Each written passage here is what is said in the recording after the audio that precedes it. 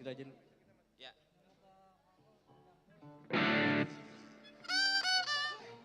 Mana? Tontonan. Volumenya udah dibuka belum?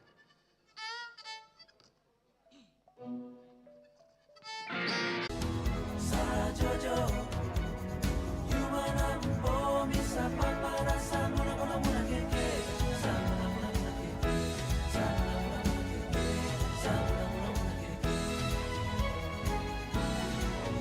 Dayo, sampai, dayo, dayo, sampai.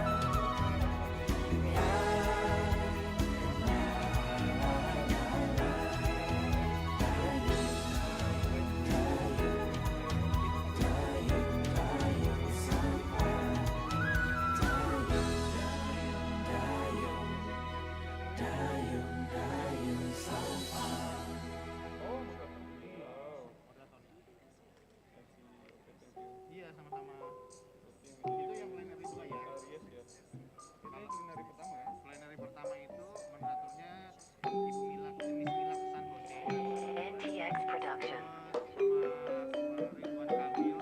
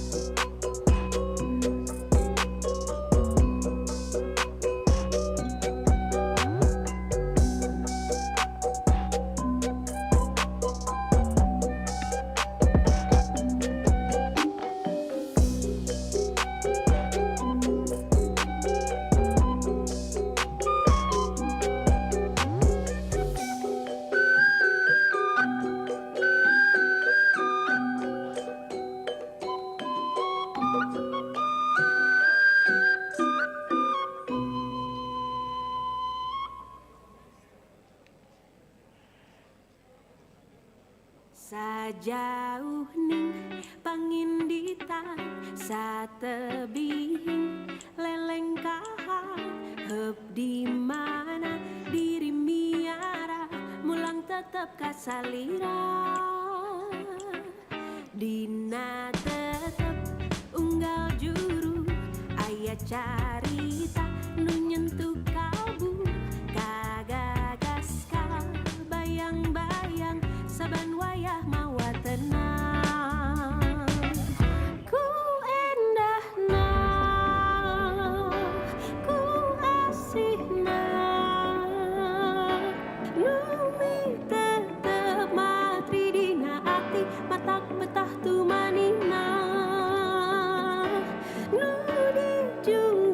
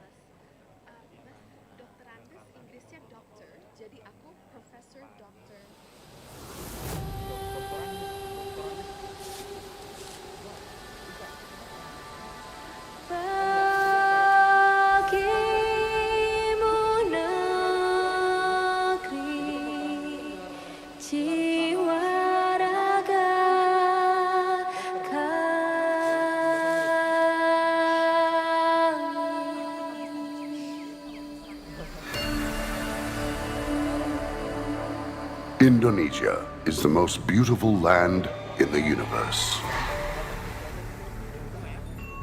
The land where we were born, the nation where we grew up.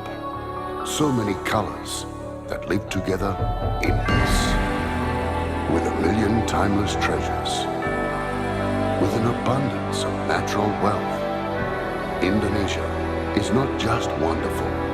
Indonesia is a wonderland. Kota baru gunungnya berbeda, berbeda manapun di Salakara, manapun di Salakara. Bertemu lawanlah Adinda, Adinda iman di dadara, sama layang iman di dadara, sama layang. Sayang sayang si patokaan makai go tego gorokan sayang sayang sayang si patokaan makai go tego gorokan sayang sajojo you madam ko bisa papare samuna muna keke samuna keke. Distinguished guests, ladies and gentlemen, as we'll begin our event shortly, we'd like to invite everyone to please enter the ballroom and please be seated. Thank you. Distinguished guests, ladies and gentlemen, as we'll begin our event shortly, we'd like to invite everyone to please enter the ballroom and please be seated. Thank you. Sampai berkuliah, takkan aju kawan-kawan nalamu, sangke basuh yang surya.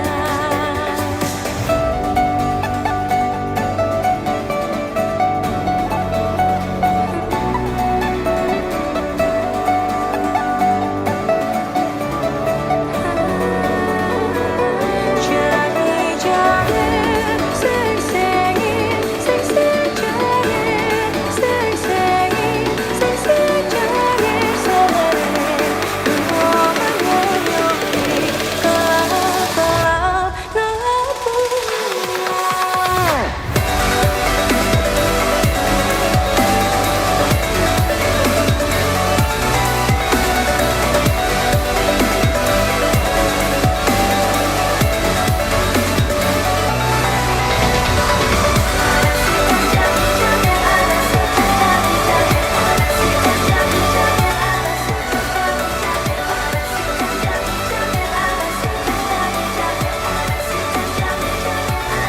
Saatlah benar jauh di awang-awang, meber kencing jangan bangun tayang karinggang. Sekuran gaus lejumpu batuk ngeluh, ngepak mega bari hibur tarik berubu. Mana di mana anak kambing saya, anak kambing tuan ada di pohon waru. Mana di mana jantung hati saya, jantung hati tuan ada di kampung baru.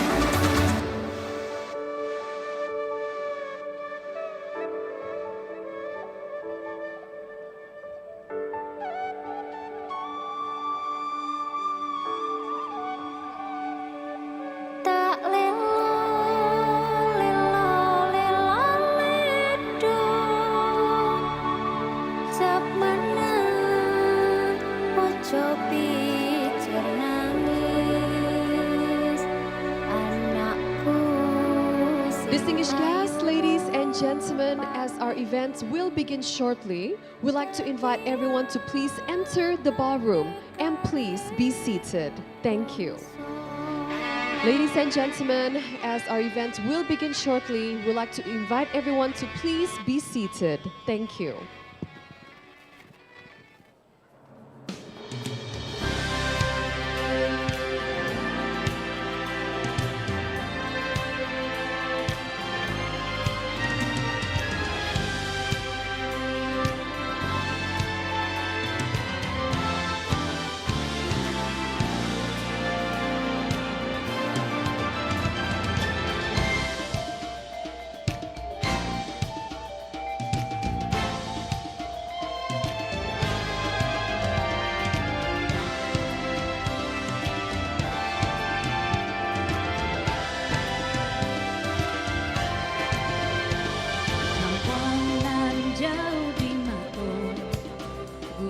san sai baku lilia takkan najo kawan kawan nan lamo sangke basulian sulian takkan najo kampuan induk ayah adik sadonyo raso mengimbau den pulma den takkan najo perempuan den takkan najo perempuan oh den takkan najo perempuan.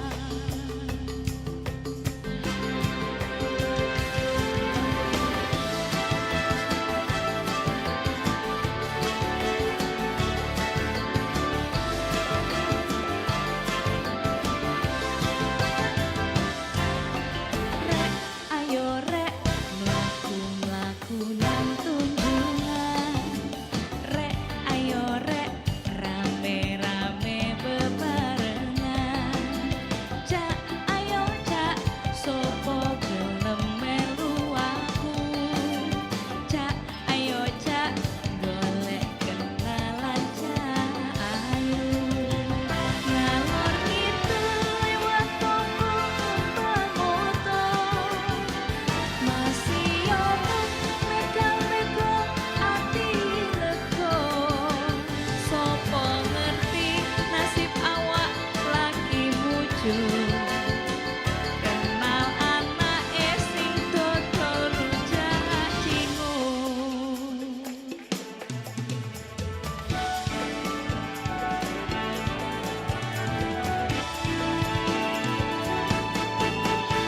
Ampar-ampar pisang, pisangku baru masak. Masak sabigi di hurung bari-bari. Masak sabigi di hurung bari-bari. Manggalepop, manggalepop, patah kayu bengkok. Bengkok dimakan api, apinya cacu lupa. Dikit bidawang, dikit bidawang. Manggalepok, manggalepok, patah kayu bengkok. Bengkok dimakan api, apinya oh cacu lupa.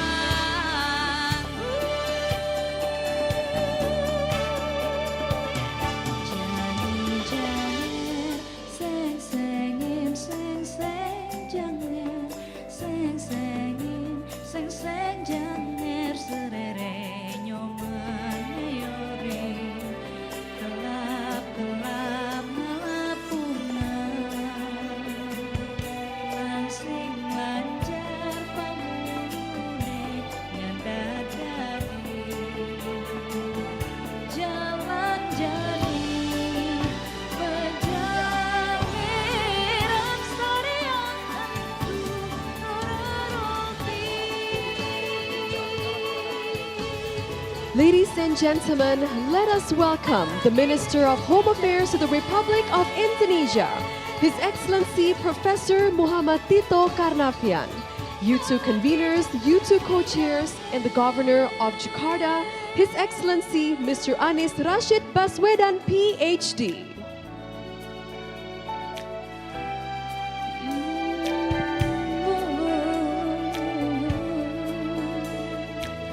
Angin memiriku pasang ditujui tontonan tu sarua tak terlibat.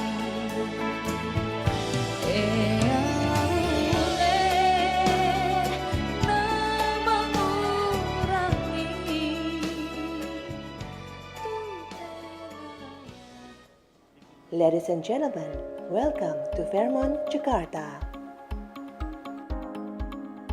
We require all guests and staff to wear a face mask before arrival and throughout their time at the hotel.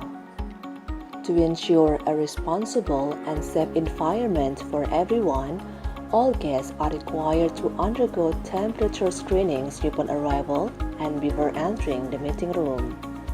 Before your arrival and after your departure, we thoroughly cleaned the event venue, including all items and services touched by the guests and staff. In the meeting venue, our team have arranged a safe distancing space following the physical distancing guideline. Remember, wash your hands frequently with soap and water, or use hand sanitizers that have been made available to all guests in public areas. Our staff are well trained in appropriate health and safety guidelines, and they will stay at your service at any time. We are now in the lovely grand ballroom located on the ground floor. This room is equipped with all modern fire safety equipment and supported by our in-house fire brigade. Your safety is our highest priority. Please take a good look around and observe your surroundings.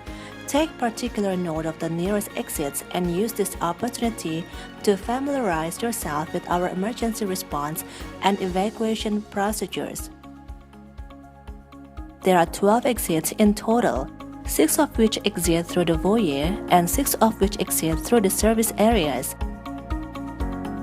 Regardless of whether you exit through front of house or back of house, we will all be guided to the same assembly point outside the north lobby. This site will help you to orient yourself to where the north lobby is. It is on the side of the hotel, across from the Gelora Bung Karno Sports Complex. We would like to close with the same message started. Your safety is our highest priority. Thank you all, and on behalf of the management of the Fairmont Jakarta, I wish you a wonderful event.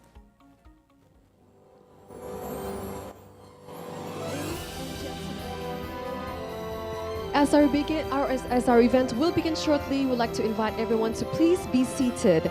And to our media friends, we'd like to ask you to please return to the locations. Thank you very much.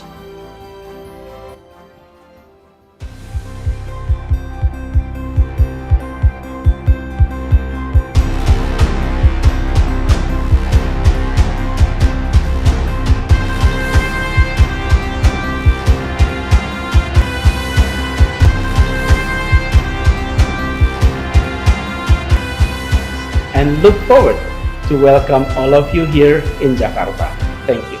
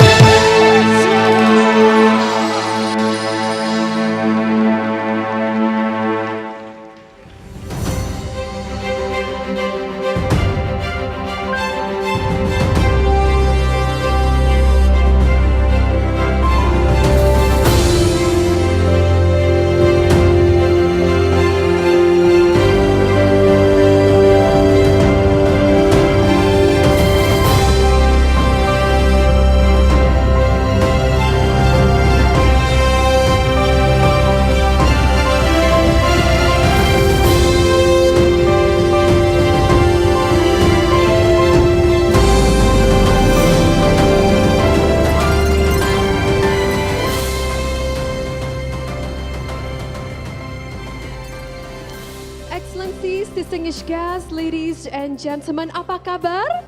I hope everyone's doing very well. And ladies and gentlemen, good afternoon and welcome to Fairmont Hotel. And His Excellency Mr. Anies Rashid Baswedan, PhD, our beloved Governor of Jakarta, as well as the co-chair of U20, would like to welcome you to the Urban 20 Mayor Summit 2022. First and foremost, please allow me to introduce myself. My name is Amelia Yahya, and I'll be your host for today. I'm so incredibly happy, so very honored to be here to be a part of this incredible event, especially with a crowd of your caliber. And ladies and gentlemen, I'd like to inform you that today's event has followed all the COVID-19 protocols in accordance with the government's regulations. Everyone involved here, the crew, including myself, have been fully vaccinated and of course have all tested negative for COVID-19. So ladies and gentlemen, to start our events, please rise and be on your feet. And together, let us sing Indonesia's national anthem, Indonesia Raya.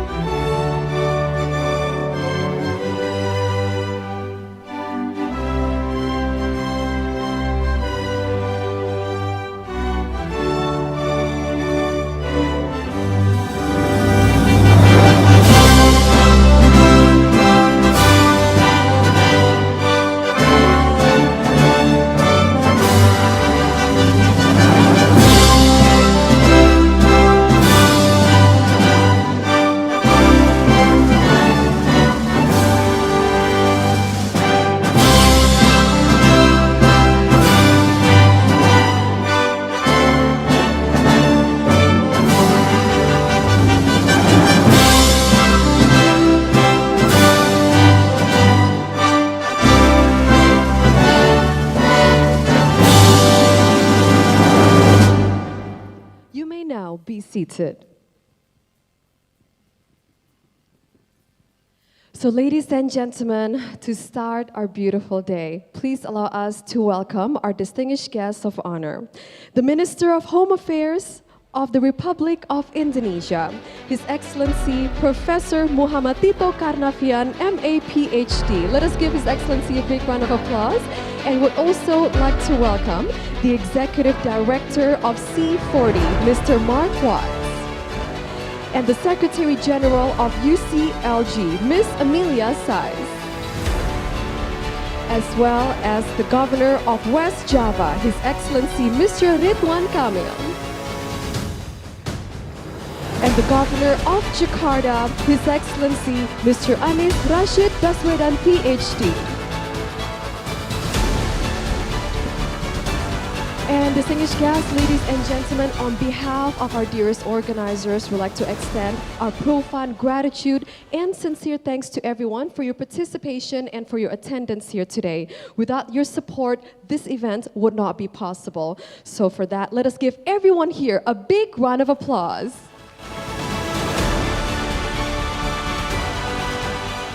So, ladies and gentlemen, a little bit of information regarding today's background. So, the Urban 20 is a city diplomacy initiative launched on the 12th of December 2017 at the One Planet Summit in Paris. And it aims to facilitate lasting engagements between the G20 and cities, raising the profile of urban issues in the G20 agenda, and establish a forum for cities to develop a collective message and perspective to inform G20 negotiations. Ladies and gentlemen, the U20 is convened in C40 cities and United Cities and local governments under the leadership of a chair city that rotates annually based in the G20 host country.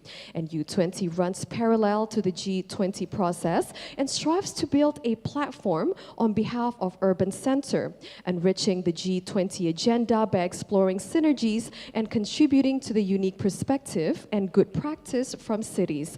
Ladies and gentlemen, gentlemen, together it proposes joint solutions to enhance climate actions and sustainable economic development and invite G20 members to include in each annual discussion, contributing to solutions with national governments from the short and long term.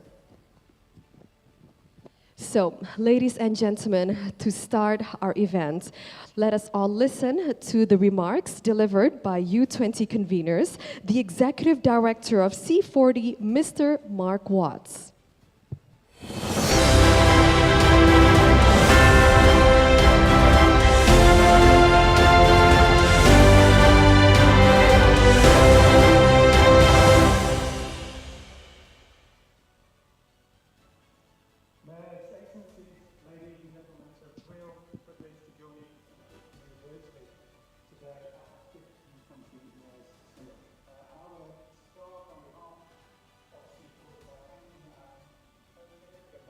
Jakarta and Governor Hubungan their leadership of U20 and for welcoming us today at this U20 summit. And although I can't be with you today, I'm especially gifted over seeing that extraordinary opening ceremony. I'm delighted that so many of you were able to join the summit in person for the first time since 2019, including many mayors, city delegations from around the world, committed urban partners, and of course the honourable representatives of the G20 Indonesian presidency, representing the Ministry of Economic Affairs and the coordinating Ministry of Economic Affairs.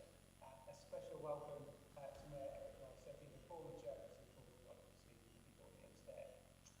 So this is the largest number of mayors at a U20 summit since the growth of U20 and that first summit in Buenos Aires. I think this is a real testament to our co-chairs and British leadership of vision in 20, and to the critical role of local leadership and the solutions that we provide to tackle the greatest challenges of our time. The climate crisis, the cost of living and energy crisis, and the full sustainability. And it's inescapable that we're meeting in a time of unprecedented uncertainty and hardship for so many communities around the world. The growing energy and cost of living crisis threatening to push millions of people into fuel poverty and food insecurity, wars, including in Ukraine, of course, devastating humanitarian and economic consequences. Increasing numbers are experiencing record-breaking heat waves, drought, flooding, all as a result of the climate crisis. Our brothers and sisters in Pakistan are experiencing particular devastation right now. And I know that many of these climate impacts are happening far sooner or at far greater levels than even the most pessimistic climate model would expect, confirming that we need to treat climate breakdown as an emergency and see these crises as interconnected, meaning our work is more vital than ever. So in this context, all of your individual commitment to the U20 process, to global leadership and climate action through these are now more than ever at the forefront of global economic, social and environmental progress. What U20 did is send strong and clear messages that cities are ready to work with G20 nations to reduce emissions that science demands and achieve immediate meaningful improvements to people's lives. And I really want to applaud this year's U20 dialogues that have addressed and offered solutions to the challenge of recovering together, recovering stronger. And we see through U20 and the various city collaborations that collaboration is a particular strength of cities and of mayors which well understand the value of multilateralism, especially today. And particularly the need to direct investment across all G20 nations towards a sustainable energy transition with a focus on investing in sustainable mobility for all. There are really few more powerful climate actions at a city level than transforming city streets to make them greener and healthier. The improvement, expansion and electrification of public transport systems in cities cuts emissions, it improves public health, often particularly for the least well-off, reduces inequalities, keeps cities moving and makes it possible for everyone to access jobs and services. And so we urgently need countries to prioritise measures and investments that increase the share of urban journeys made by public transport, walking and cycling, and reduce private car use, as mayors around the world are doing. as a way to ensure a just transition and foster a thriving economy as we tackle the climate crisis. So over the next 2 days, we're going to hear inspiring examples of action from cities around the world, from Jakarta, of course, to Rotterdam, London, Schwani, Tokyo, Milan, and many, many more. And tomorrow, these messages will be shared with the G20 nations as part of the official 5th Urban Communique. But our work doesn't stop here. In just a few weeks, the U20 will meet directly with the G20 finance track to talk about targeted investment in sustainable public transport to promote sustainable mobility, reduce inequalities, and improve public health. So I'm really looking forward to seeing what U20 will achieve this year. Our influence never ceases to grow, and for that, we're thankful to all current and previous U20 chairs, as well as the cities and partners that make and support U20. We stand ready to continue working with the G20 in this spirit of cooperation to offer our best practices and find shared solutions to the multiple crises facing our world today. I wish you really fruitful exchanges today and tomorrow. I'd like to thank our excellent co-chairs once again for their hospitality and for making this U20 cycle such a successful one. So on behalf of C40 as U20 co-conveners, I'm very happy to welcome you to the U20 2022 Mayor's Summit. Thank you.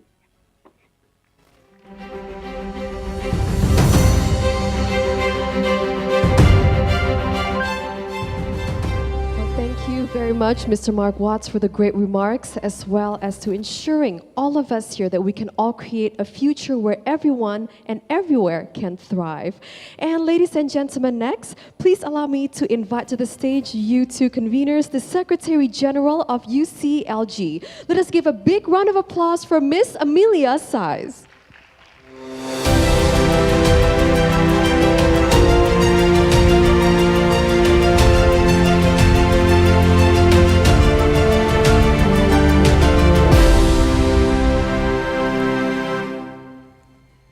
Afternoon. Honorable Governors of Jakarta and West Java, dear mayors, dear colleagues and friends, our hearts are still racing. Indonesia never disappoints, and Jakarta always exceeds expectations. What an opening ceremony. Thank you. And this follows a wonderful day yesterday where we recovered a bit together, this feeling of together stronger, right? Coming together as humans, as persons, sharing our experiences happens in person much easier than through our platforms. But over these past 2 years, we have learned how important our technological advancements are, how well we can do even when the world needs to stop in a way that we never expected before. I'm really, really happy on behalf of United Cities and local governments as co-conveners of the Urban 20 to welcome you to this 2022 summit. A great effort by Indonesia, a great effort by Jakarta and West Java.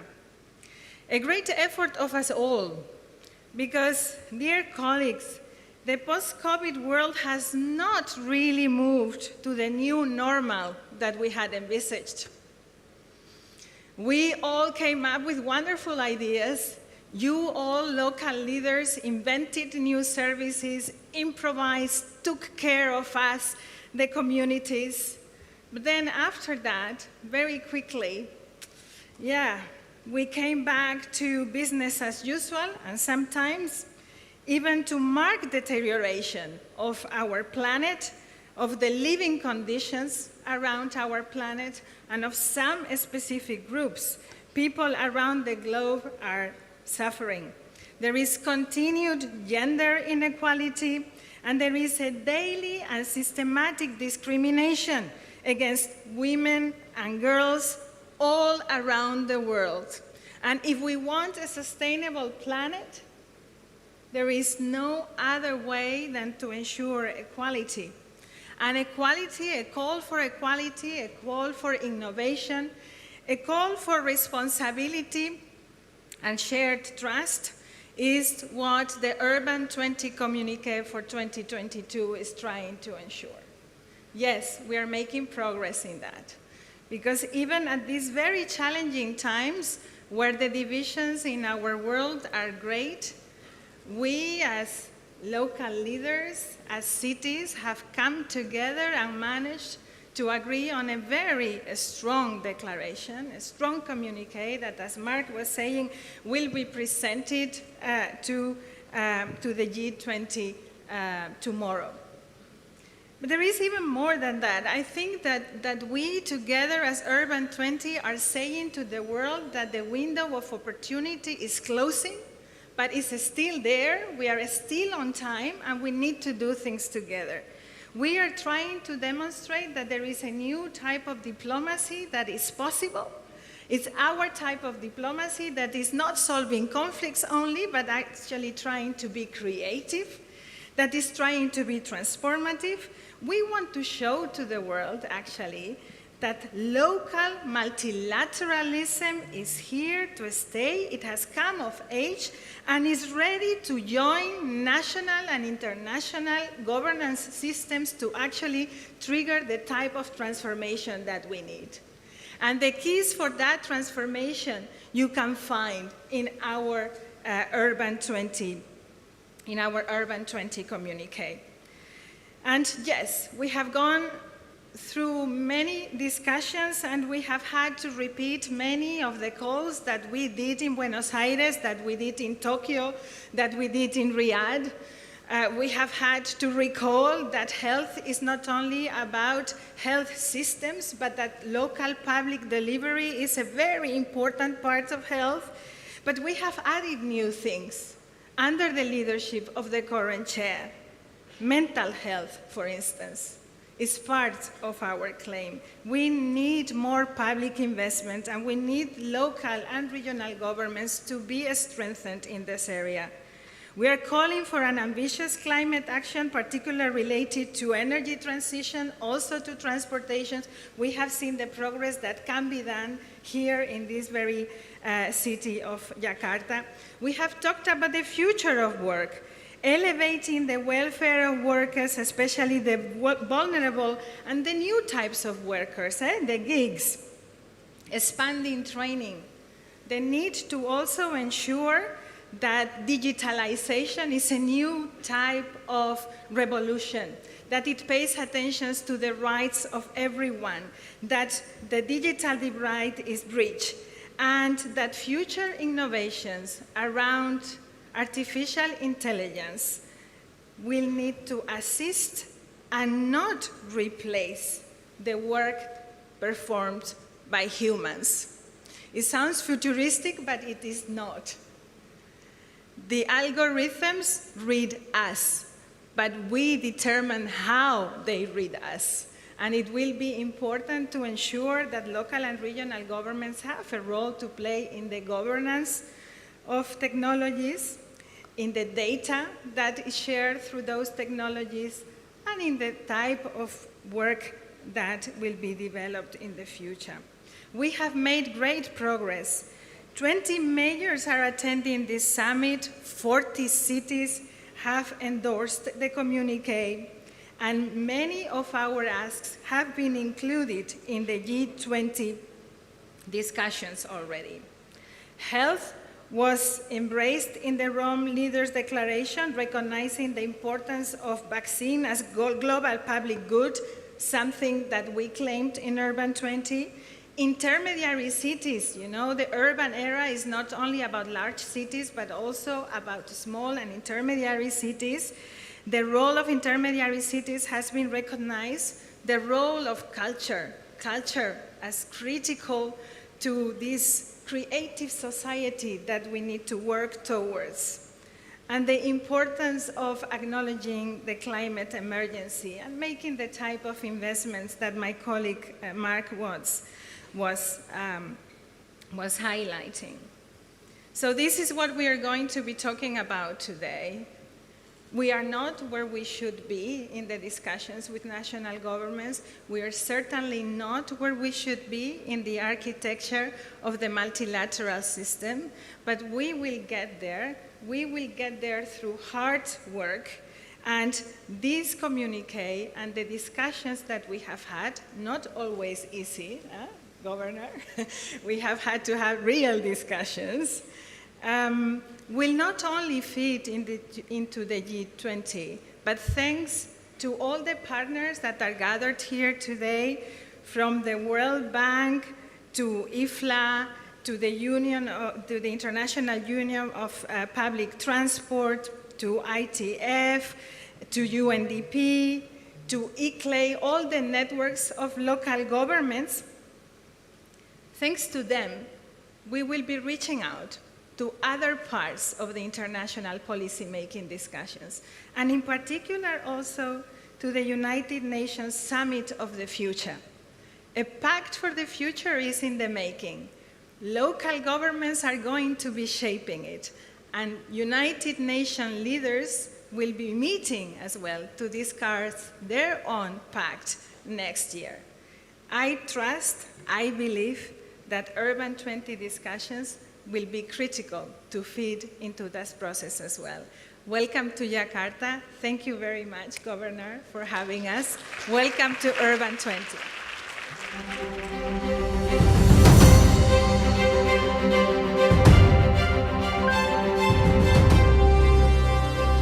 Thank you very much, Ms. Amelia Sais, for the great remarks and for tirelessly empowering us to lift up communities and to collaborate with one another.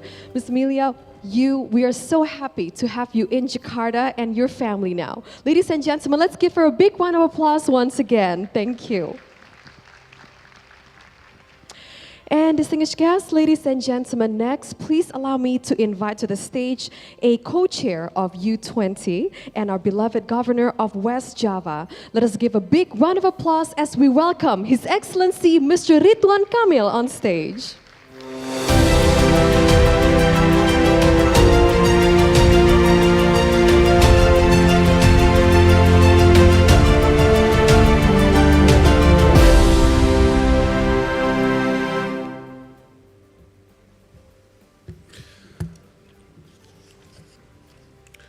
Good afternoon to all distinguished guests, ladies and gentlemen. It is an honor for me, together with Pak Anies, my best friend, the Governor of Jakarta, to be here at the opening of Mayor Summit 2022.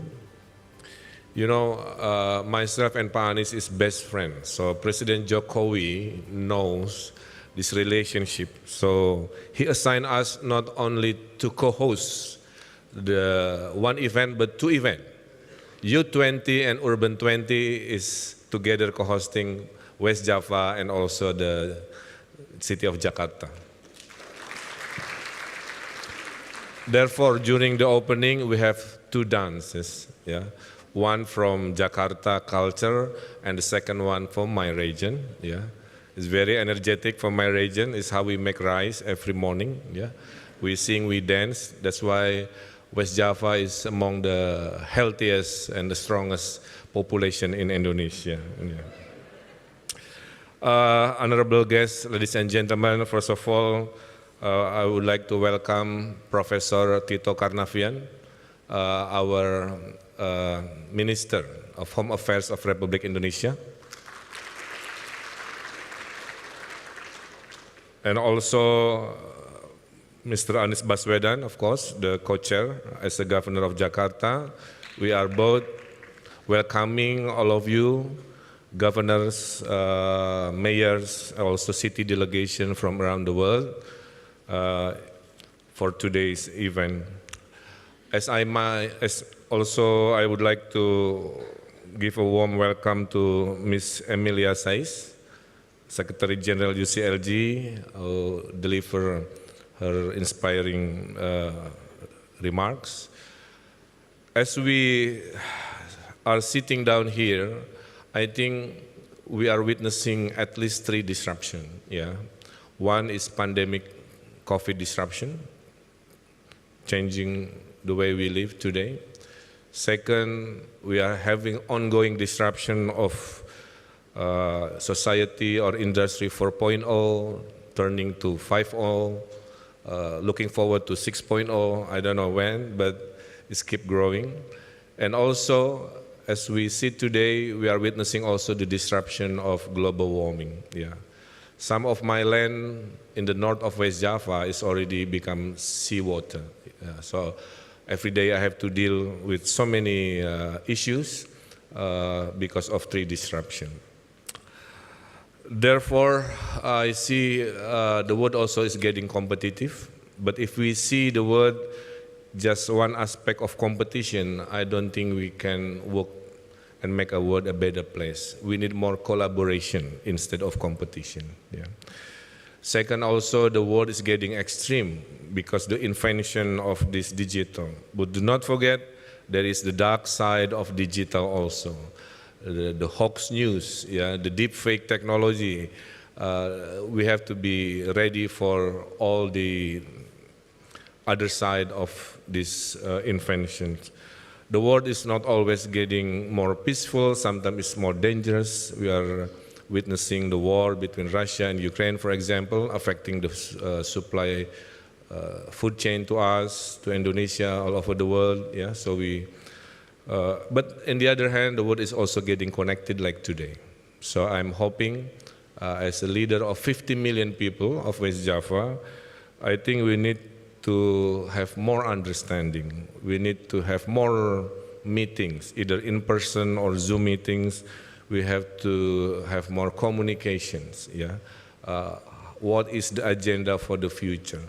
Because if we have a good planning for today, it means we are creating a good future. So I think by having more understanding, more communication like today, we can solve challenging issues like what is the new transition to energy, what is what we call green transportation that we need, what is the new jobs or new work creation, the issue of housing. Emilia mentioned, but mental health is very important because the city also is open society, creating more options to create wealth, but at the same time also very stressful place. So we need to create a new concept how to balance of pursuing wealth, but also pursuing happiness at the same time is also very important. The issue of inclusivity, especially from my region, because 72% of my people live in rural. So I cannot always see the urban issue as a governor of West Java. I need to see the balance. Therefore, I created a digital village, for example, and many things as a concept of inclusive. And also, one of the most important now is a circular economy, because what happened in the seashore of Bali might affect the seashore of Australia or UK or America. Yeah. So the issue of how we're handling human waste, plastic waste, back with the concept of circular economy also is something we need to have some common understanding. Ladies and gentlemen, I think by having this precious moment, I'm hoping we have and having a good time to participate, give valuable inputs and perspective to enrich the U20 communique as a policy recommendation to G20 leaders in November in Bali. It's very important. And once again, it's a big honor for us to be given opportunity to host this event. I think tomorrow you will spend time here, but as today you spend time in Jakarta, but tomorrow you will go to the cooler side of the region, to Bogor. You will visit the great botanical garden of Bogor in my region to cool off your heated or interesting discussion today. Yeah. So once again, thank you, and I hope this agenda will be able to ensure the city's role to shape and implement the next step in the futures. Nation talks, city acts. That's my philosophy. I used to be a city mayor, so thank you very much. Welcome.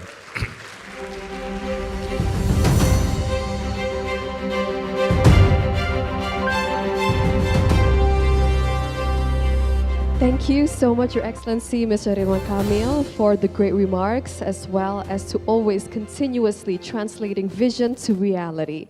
And ladies and gentlemen, next it is with the greatest honor and pleasure that I shall invite on stage a co-chair of U20 and our beloved governor of Jakarta. Let us welcome His Excellency, Mr. Anies Rashid Baswedan, PhD.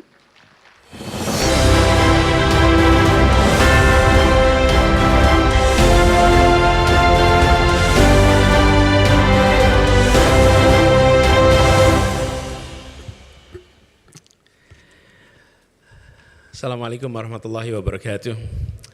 Good afternoon, everyone.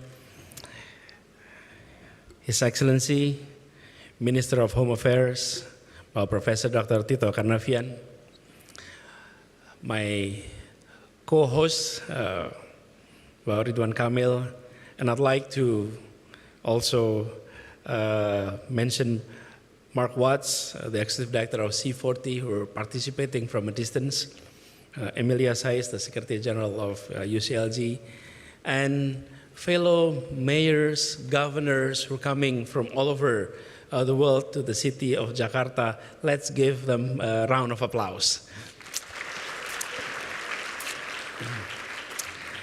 It is indeed a great pleasure to both of us to welcoming all of you to the city of Jakarta, a city that is extremely diverse.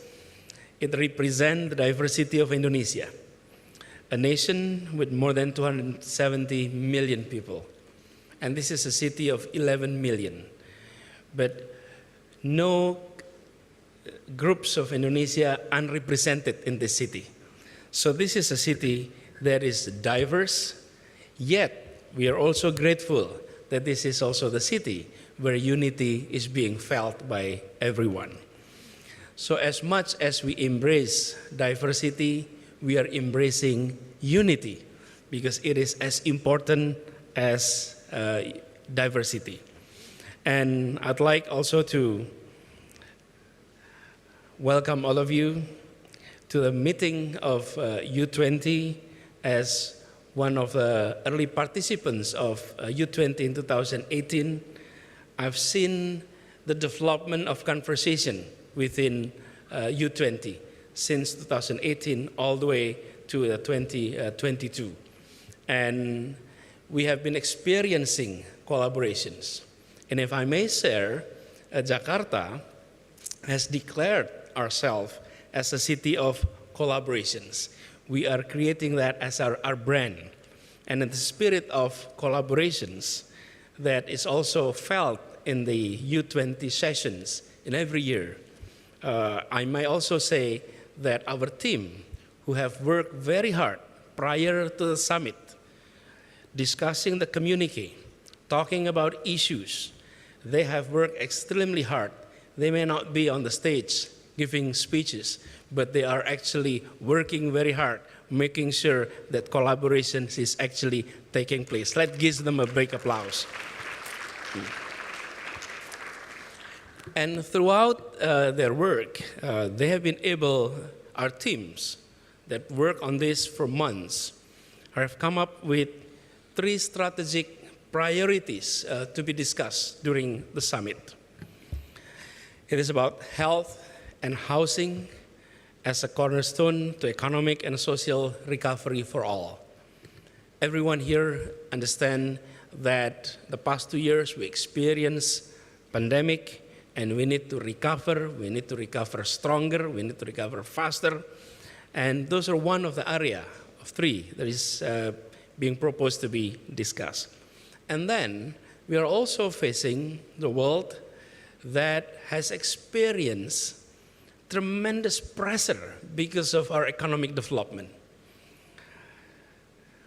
Yesterday I had the privilege of having conversations with Mayor Ahmad Abu Talib that share his experience about the drought that is happening in Netherlands, but not only in Netherlands, it's across Europe and perhaps among the worst for the past 500 years.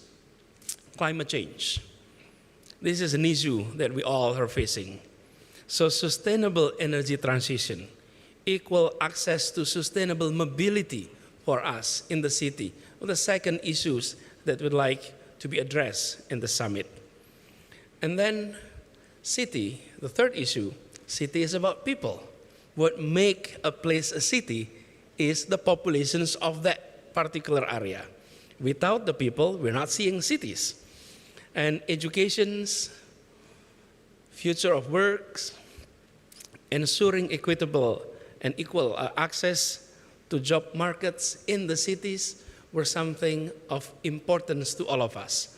So those three issues have been discussed, and we would like to hear the wisdom of local leaders, the mayors, the governors that have gone through extensive service, extensive stewardship in their local governments to address these three big challenges that our team has discussed in the past few months.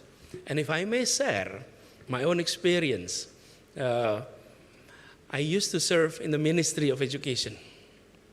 I was initially serving in the area of education as university professors, and then serving as Minister of Education. At that time, we are, being a minister, we address policy issues. We address challenges across Indonesia and making sure that policies were right. But we are dealing more with paper. As I serve in the governorship position, I have been dealing more with people than paper. And that's the difference. This is rather unique compared to Pak Tito. Pak Tito, you started dealing with people all the time, serving as a police officer all the way to the chief of the national police. You have been dealing with people all the way to the top, and then you dealt with paper. Our experience was the other way around. But what's also interesting is this. We are dealing with day-to-day problems. We are dealing with real issues that is being felt by people. And I must say, needless, even though we all know that we will be facing more and more people living in the urban area. So what my friends Ridwan Kamil mentioned earlier, that he has a lot of people living in the rural area, but it's also the fact that we will be seeing more of them coming to cities. So cities is where much of the world problems is located. When it comes to climate change, it is the city that contributes significantly to greenhouse gas emission problems. It is cities that often been largely producing waste, and many of these environmental related issues were created. But and also cities where the pandemic started and spread faster. It's also in the cities. But let's not forget, but it is also cities where innovation, breakthrough, creativity were created. So let's look at cities not only as places where the global challenges were located, but it is also a place where solutions and breakthrough were located. So we do hope that the spirit of collaborations, which is among all of us here, is not only between government, but also collaborations with people outside government. We invited everyone, and our approach in Jakarta, we said, let's treat government as collaborators and treat our partners, the citizens, the NGO, the universities, the think tanks, as co-creator. And we're working in collaborations to handle much of the challenge. So we are seeing cities as opportunities despite the fact that there are many challenges. What we often overlook is the fact that this is where solutions, this is where the highly educated, highly trained, creative individuals were residing, and allowing rooms for collaborations will produce new ideas. And we all understand that the traditional approach of a one-size-fits-all is no longer relevant. Symmetric approach to problems is no longer the answer. We will need unique solutions. So we do hope, as the host of U20, that the summit that we are now having will be a place of exchange of idea, exchange of experience, exchange learning. So mutual learning is truly happening. And we're delighted, we're honored to have mayors, governors that have served not only so many years, but strong commitment to the people, and they all were participating here. So it is indeed, again, on behalf of the people of Jakarta, the government of Jakarta would like to welcome all of you, wish you a productive sessions, and inshallah, the U20 that you're experiencing is among the best of U20. Thank you.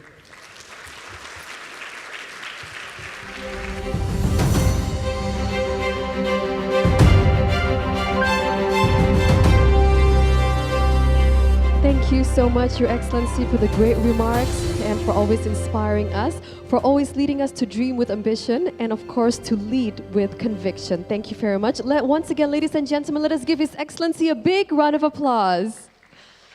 Thank you so much for the great remarks. And distinguished guests, ladies and gentlemen, next it is a great honor for me to invite this incredible figure on stage. He is our beloved Minister of Home Affairs of the Republic of Indonesia. Let us welcome His Excellency, Professor Muhammad Tito Karnavian, MA, PhD, to deliver his remarks.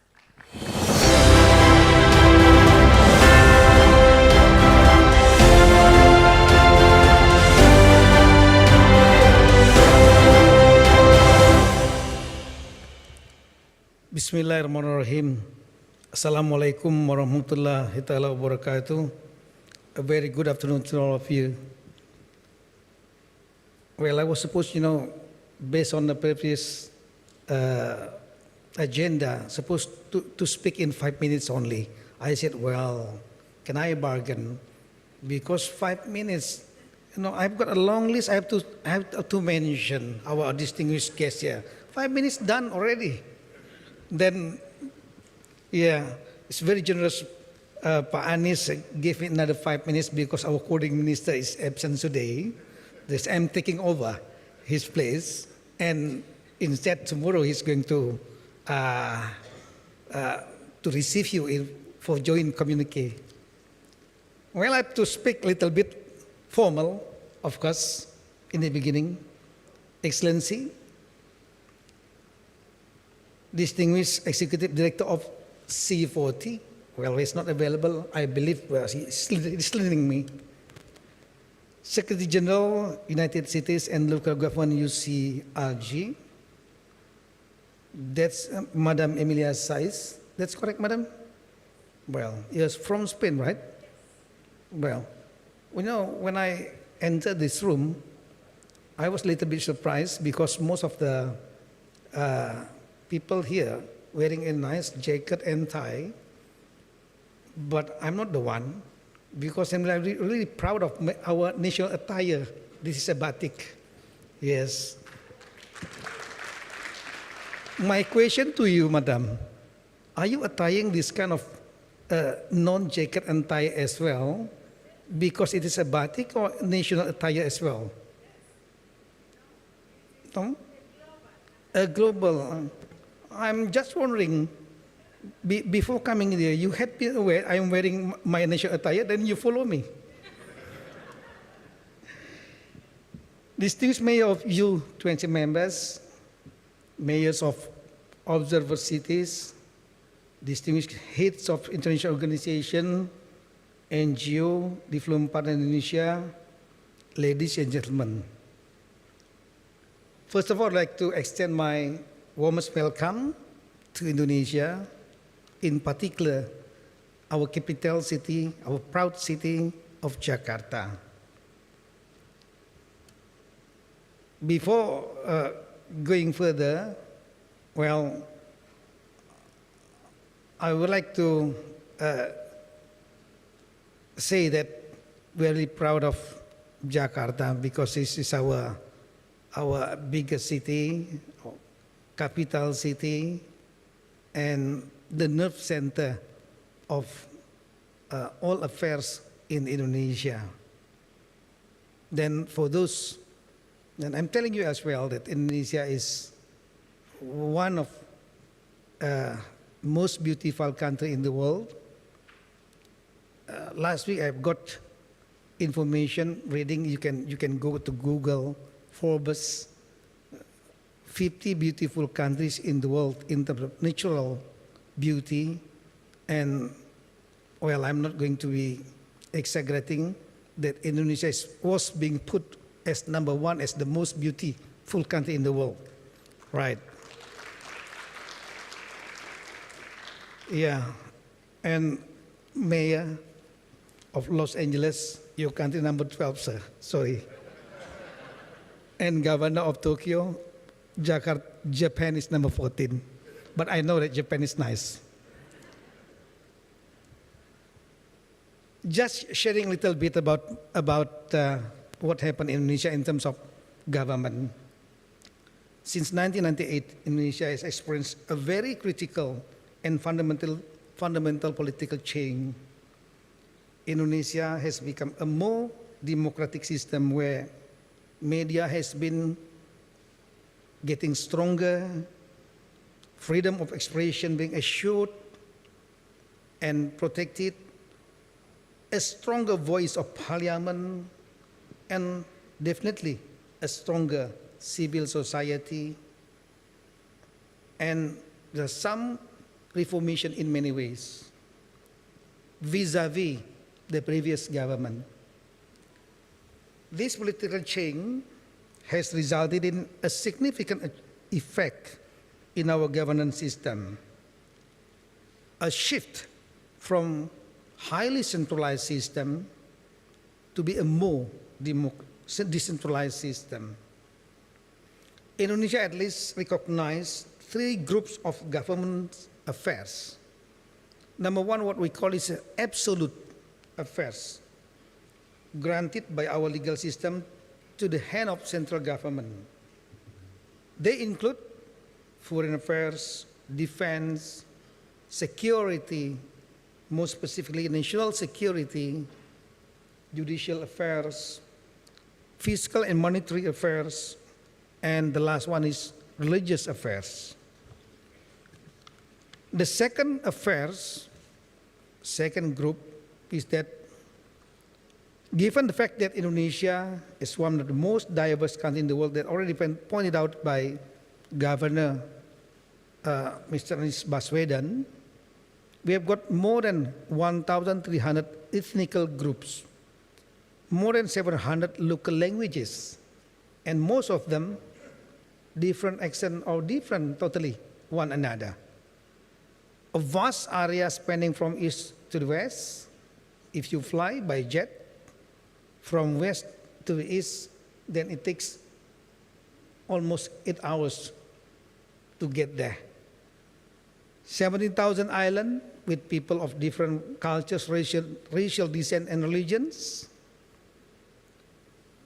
So if our map of Indonesia being superimposed to the map of, I am begging you pardon for those colleagues coming from Europe, then this map can cover from Portugal to Moscow. And for our colleagues from US, it can cover from San Francisco to New York. But yeah, US is landmass. We are archipelago with 17,000 islands, 35% lands, and around 65% waters. It's no wonder our coastal area, the second biggest land after Canada.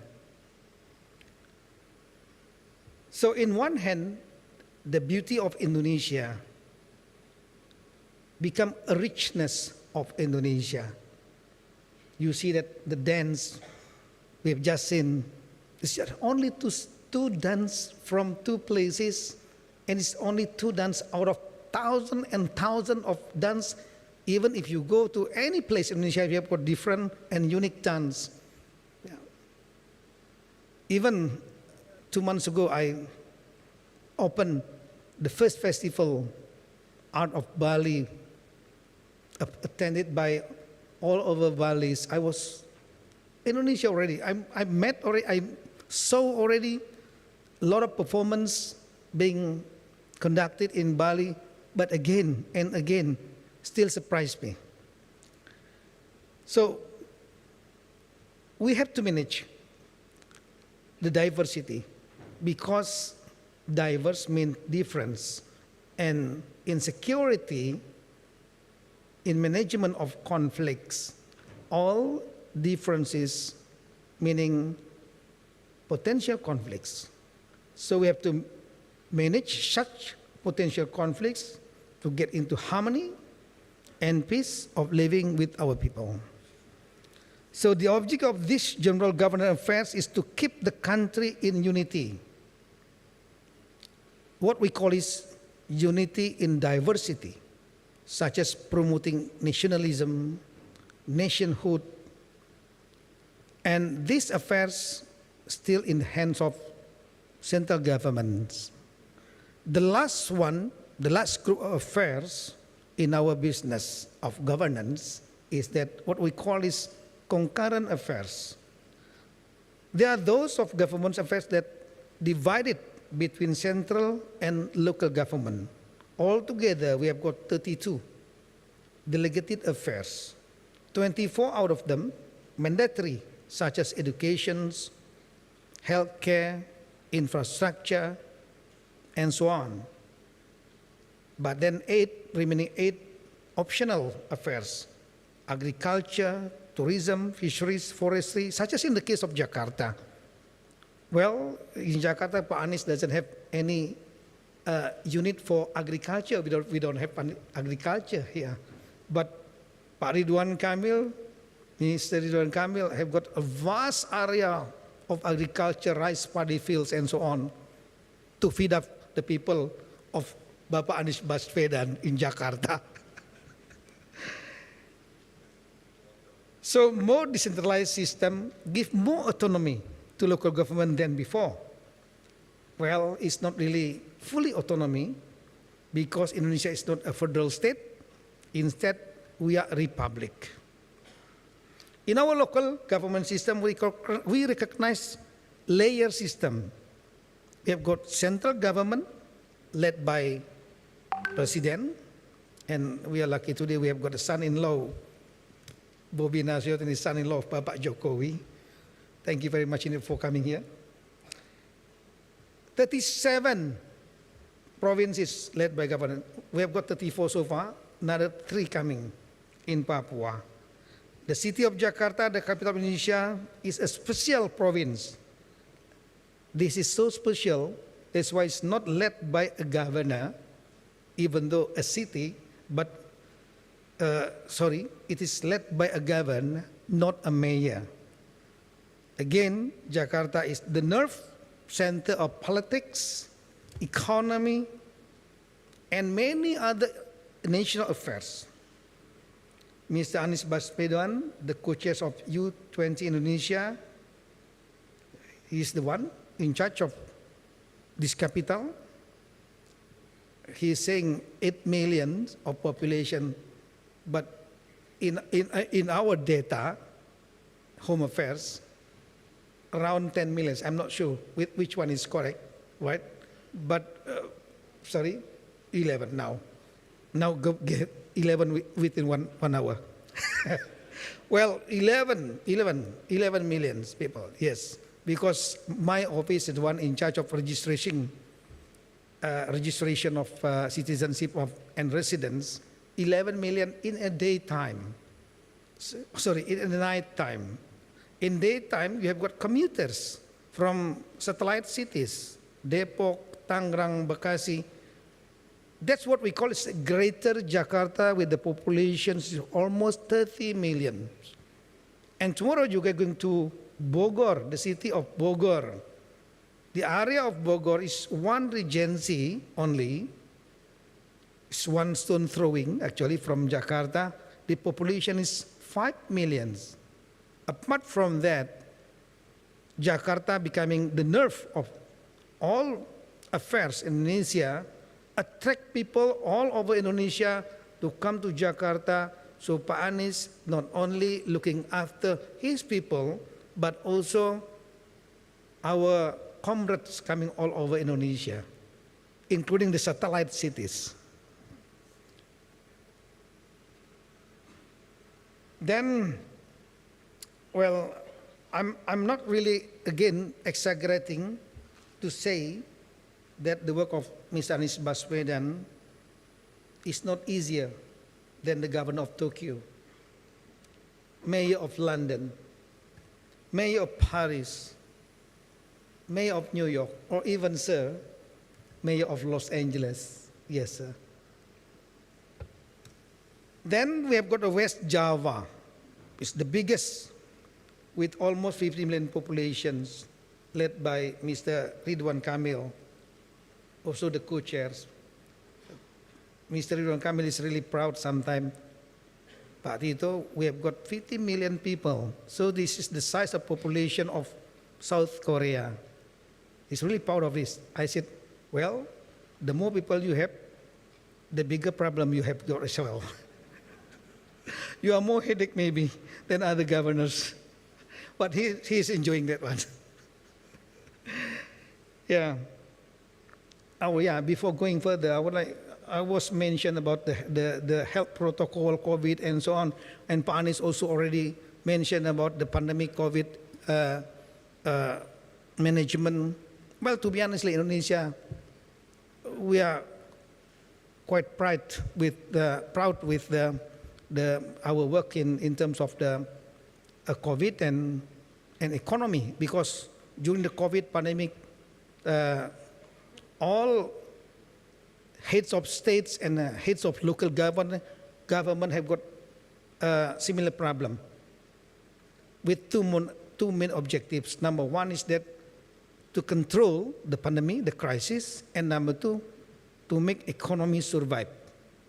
So it's not easy. So in the case of Jakarta, Indonesia today, our pandemic number is totally under control, below 5,000, yesterday 3,000 something, of 270 million people. Then in terms of economic performance, above 5% economic growth, 4.9 inflation, still under control. One of the tip or our strategy is that to conduct serological tests to see how many people in our population got antibody already, because antibody is not only created from vaccination but also natural infections. You know, we have countries in the world have got at least 3 strategies. Number one is total lockdown, like China, and number 2 is restriction, and number 3, freedom, like Sweden. Well, then we opted number 2. But of course, every week we evaluate and see, and we have got a level system and so on. In December, based on our research conducted by my office and also the Office of Ministry of Health, out of the 20,000 samples, blood tests we have got, 86.6%, that's the finding. In other words, if you have got 100 people being put in one room, 87 got antibody already. This is also the reason why we are allowing the festive seasons, the Christmas and New Year's Eve being conducted a little bit freely and relaxed. Then the next one in March, we conducted another survey with more than 10,000 samples randomly. Then the result is even higher, 99.2. The last one is July, 98.6. This is also the reason why we are unleash the people. We have got a kind of ritual, a natural annual ritual during the Islamic Hari Raya, Islamic a big day, we have got exodus from Jakarta to their home village of more than 20 millions, right? We have got mobility of people around 100 million. We are looking at what happened. Then in fact, the case remaining stable. So 99.2. In other words, if you have got 100 people in one room, 99 of them have got antibody already. This is the very reason why the case is under control. So if we are convening here around 200, not mistaken, I was informed by the committee, 200 meaning among two of us, not without antibody. So altogether, we have got cities in Indonesia. We have got 98 cities. Regency is there's another one. This is the same level with city, but for for rural area.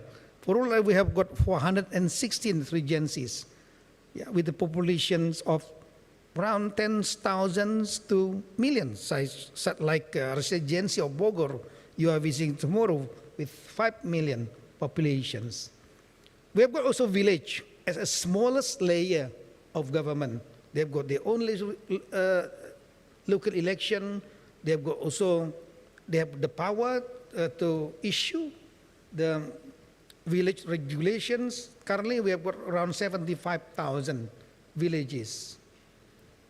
Since Indonesia have got 98 cities. Altogether, people living in cities around 153 millions, or 56.7% of our populations. So no wonder the role of cities is very decisive for our future. Within those 98 cities, like any other cities in the world, being the center of all affairs, from politics, economy, center of art, and many others. As to the impact of local autonomy, all heads of local government are elected directly by respective people through local election, with the exception only one province, Yogyakarta, which is led by the Sultan. So within the layer of government system in Indonesia, each layers of government have their own power and autonomy to make regulation, policy, particularly concurrent affairs. Role of central government in the local affairs is to assist local government for the common interests or common programs, because the final responsibility for local and central government, based on our constitution, remaining in the hand of president. Role of Minister of Home Affairs is to supervise, oversee the implementation of local governments by the local authority. My office responsible to ensure that program of local government in line with the national program, to keep up political and government stability of local governments. And in this regard, central government can intervene to address their problems, such as program central to local government, local to local government. Even within local government, you have got a turf war, particularly political turf war. Indonesia is again very unique country. One social scientist say that at least there are 4 types of societies. One is informative society, second is industrial society, 3 is agricultural society, and the last one is pre-agricultural society. In Indonesia, we have got those kind of 4 societies. Our neighbor, such as Singapore, only one type of society, informative society. Those people relying heavily on the IT. So mobile phone, gadget is very critical for them. Without gadget, then they've got a problem. They lost their life maybe. And this gadget already part of our body. Yeah, if you don't trust me, well, you go in the hotel, you go to the toilet, yeah, you remove everything. Well, I'm begging you pardon again, naked, but the mobile phone still being taken with you while sitting in the toilet bowl. Yes, that's number one. Number two, again, it's just a joke. One day, my driver told me, "Sir, we have got invitation from Bapak Anies Baswedan to inaugurate a program." Yes, what happened? Pak Anies will come with his wife, so your wife is still left behind. I said, "Oh, no problem. You talk to my wife or her staff. Yes, please join us with another car, with another driver." Okay, then we go ahead. Then next he said, "Sorry, sir, another one left. Yes, your mobile phone left behind in the house. Come back, quickly, come. Because my wife understand the password," I said. This is the importance of gadget for informative society. Yeah, Jakarta is informative society. Bandung also informative society. Pak Mr. Ridwan Kamil, even though he's a governor today, he used to be the mayor of Bandung, the third biggest city in Indonesia. Yeah. Then the second one is industrial society. In the suburb of Jakarta, you have got industries a lot. They've got their own cultures.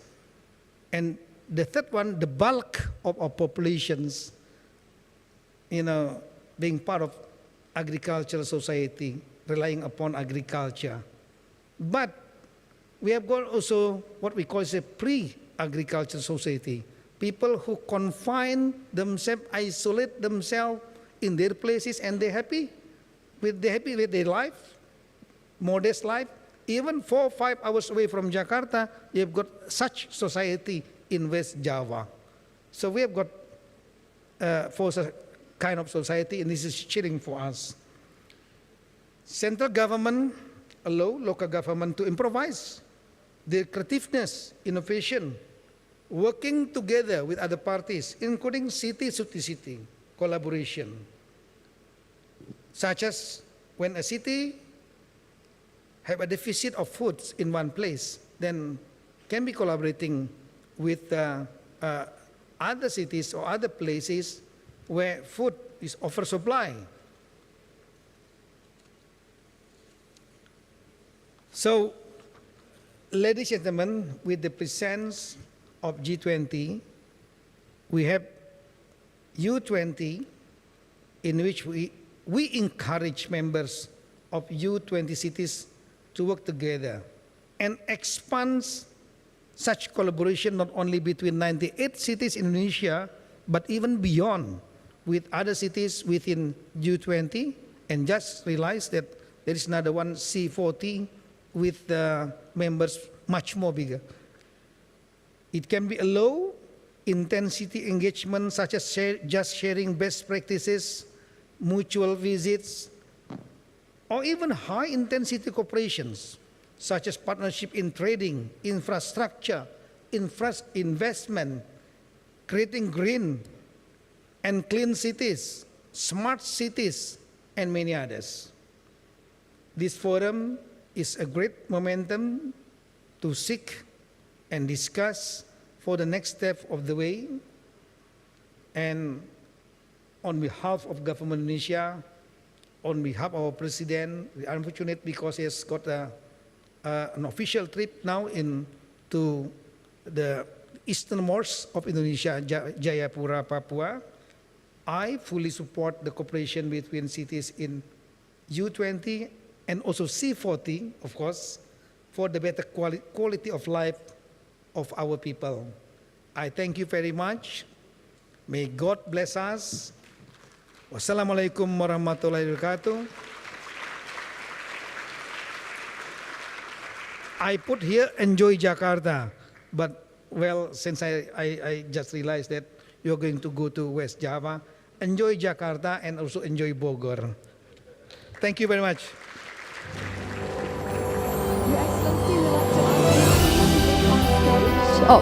Your Excellency, we'd like to ask you to please remain on stage because next we're going to have a group photo session together.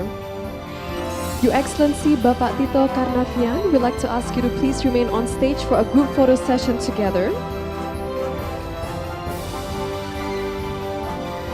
Okay, distinguished guests, ladies and gentlemen, for a group photo session together, please allow me to invite to the stage the Minister of Home Affairs of the Republic of Indonesia, His Excellency, Mr. Muhammad Tito Karnavian, along with the Secretary General of UCLG, Ms. Amelia Sais, and the Governor of West Java, His Excellency, Mr. Ridwan Kamil, as well as His Excellency, Mr. Anis Rashid Baswedan, PhD, the Governor of Jakarta.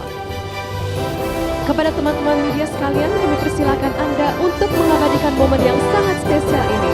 And ladies and gentlemen, may future collaborations and partnerships continue to be fruitful, successful, and everlasting. Let's give them a big round of applause.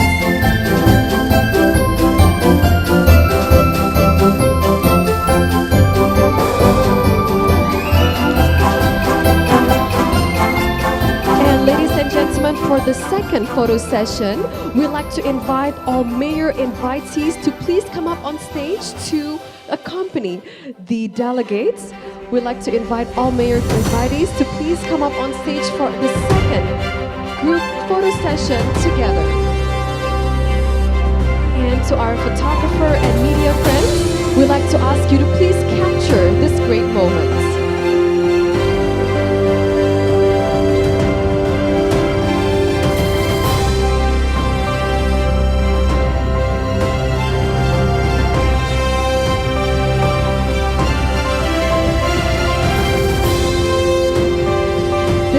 Ladies and gentlemen, the Minister of Home Affairs along with the Secretary General of UCLG, the Governor of West Java and the Governor of Jakarta, alongside all mayor invitees taking a group photo session together, marking the opening ceremony of Urban 20 Mayor Summit 2022.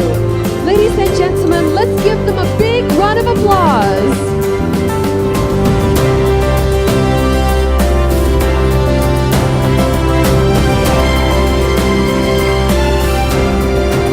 Thank you very much, everyone. Thank you, Your Excellencies. You may now return to your seats. And ladies and gentlemen, once again, let us take the last photo session together of everyone holding each other's hands, marking the opening ceremony, together recovering stronger and recovering better.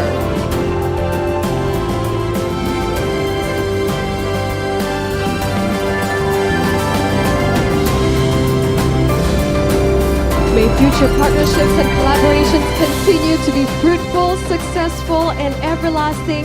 Thank you so much, everyone. You may now return to your seats. Terima kasih kepada teman-teman fotografer sekalian sudah mengabadikan momen ini. Thank you so much, Your Excellencies, for the great opening ceremony and for marking the beginning of the Urban 20 Mayor Summit 2022. And distinguished guests, ladies and gentlemen, after that great photo session together, all of us capturing the great moments, it is time for us to take a short break. And when we come back later, we're going to get down to business as we start our plenary discussions together. Together, we're going to have great speakers on stage and we're going to pick their brain. So ladies and gentlemen, let's take a short break for now and don't go anywhere. We'll be right back. Thank you very much.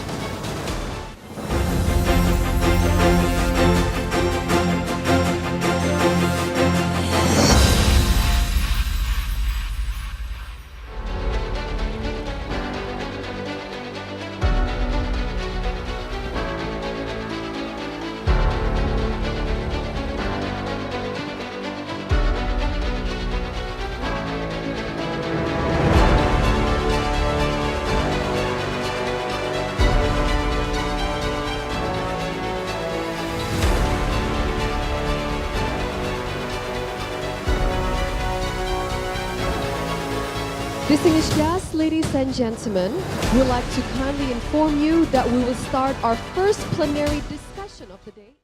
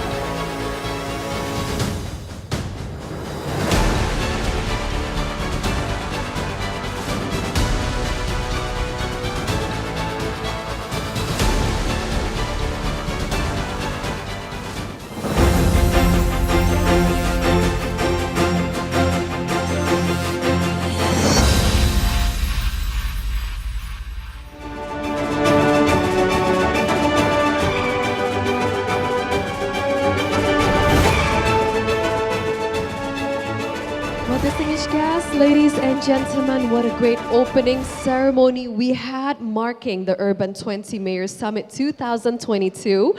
So for now, let's get down to business as we start the first plenary discussion of the day. Ladies and gentlemen, every plenary discussions would last 20 minutes. So we'd like to kindly remind our moderator to keep the timing. And so, for the first plenary discussion, we're going to be discussing surrounding the topics of riding the waves of disruption towards a people-driven future, fortifying city's human capital for the post-pandemic era. With our great moderator, ladies and gentlemen, please allow me to welcome on stage Ms. Milak San Jose Ballesteros, the Regional Director for East Southeast Asia and Oceania of C40 Cities, a U20 co-convener on stage. Ladies and gentlemen, let us give our moderator a big round of applause as we welcome Ms. Milak on stage.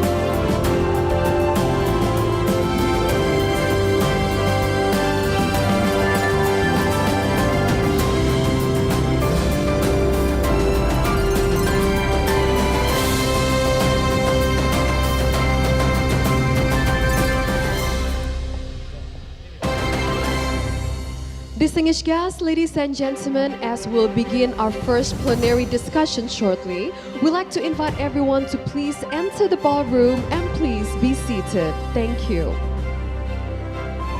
Bapak Ibu sekalian, karena plenary discussion akan segera kita mulai, kami persilakan Bapak Ibu untuk menempati tempat duduk yang telah disediakan. Terima kasih.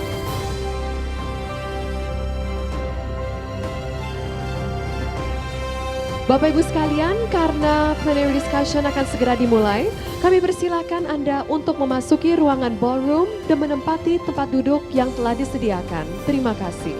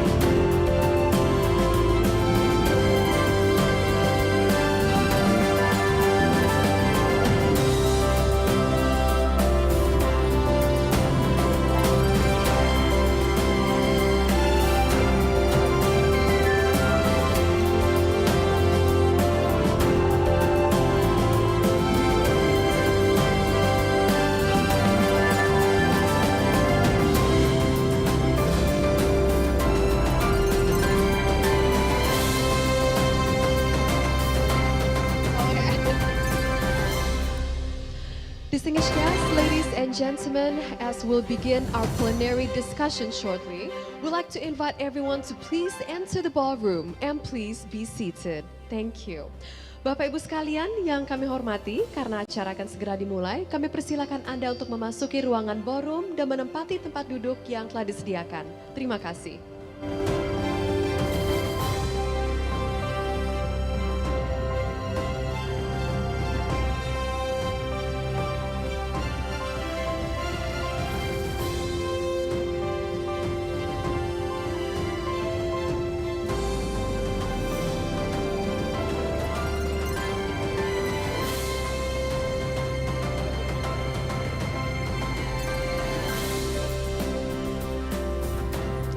Distinguished guests, ladies and gentlemen, as our plenary discussion will begin shortly, we'd like to invite everyone to please enter the ballroom and please be seated. Thank you.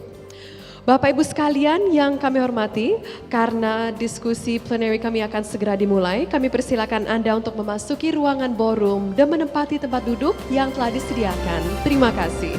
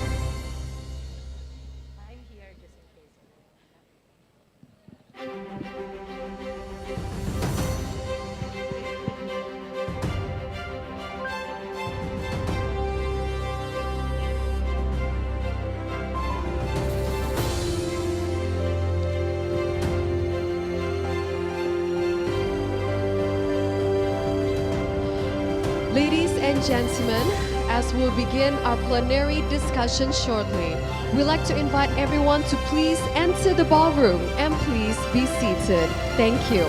Bapak Ibu sekalian yang kami hormati, karena acara plenary discussion akan segera dimulai, kami persilakan Anda untuk memasuki ruangan ballroom dan menempati tempat duduk yang telah disediakan. Terima kasih.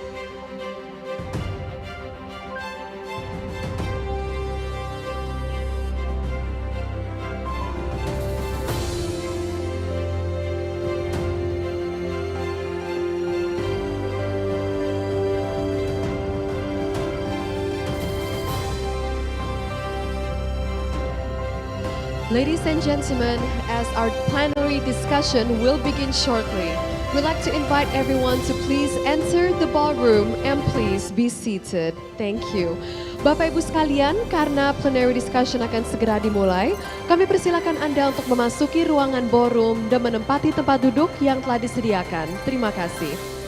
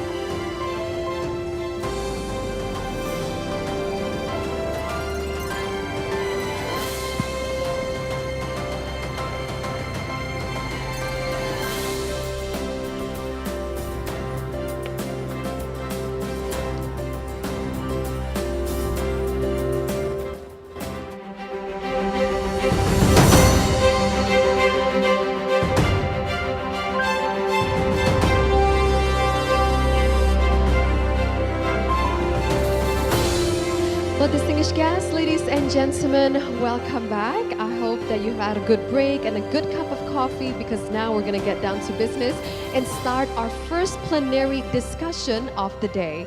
Ladies and gentlemen, we're going to be discussing an array of topics surrounding riding the waves of disruption towards a people-driven future, fortifying cities' human capital for the post-pandemic era. Ladies and gentlemen, we're going to be inviting great speakers and moderators on stage, and together we're going to pick their brain. So without further ado, please allow me to invite to the stage our moderator for the first session, Ms. Milak San Jose Ballesteros, the Regional Director for East, Southeast Asia and Oceania of C40 Cities, a U20 co-convener, to come up on stage to be our moderator for the first session. This first session will last around 20 minutes time. So ladies and gentlemen, let's give Ms. Milak a big round of applause.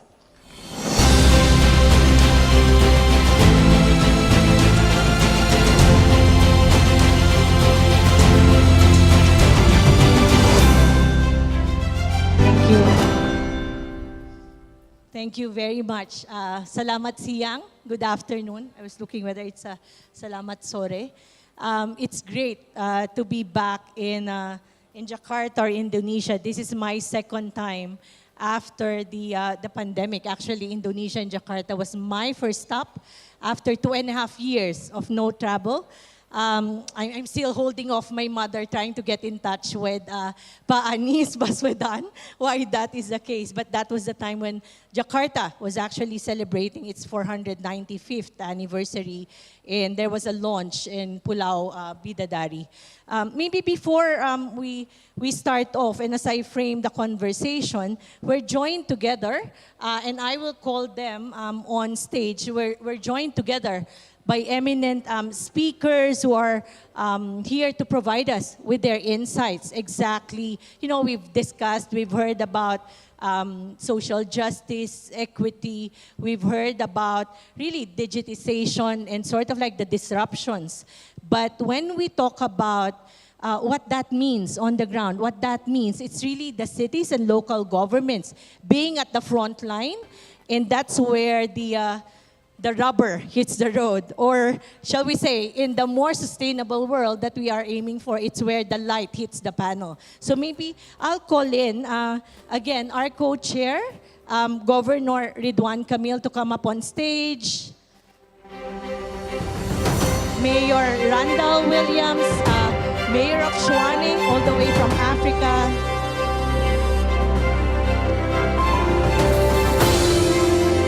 The Commissioner from India, from Bhima, Mumbai, Municipal Commissioner Chahal. Not to say that I'm calling all the men first, but of course the stronger women voices that we have here. Deputy Lord Mayor Jess Cully, joining us from Australia, who's coming here with a smile, with a great federal developments in terms of climate as well.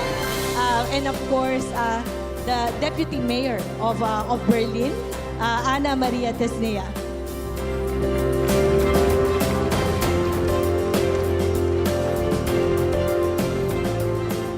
Okay, this session comes with a very long title.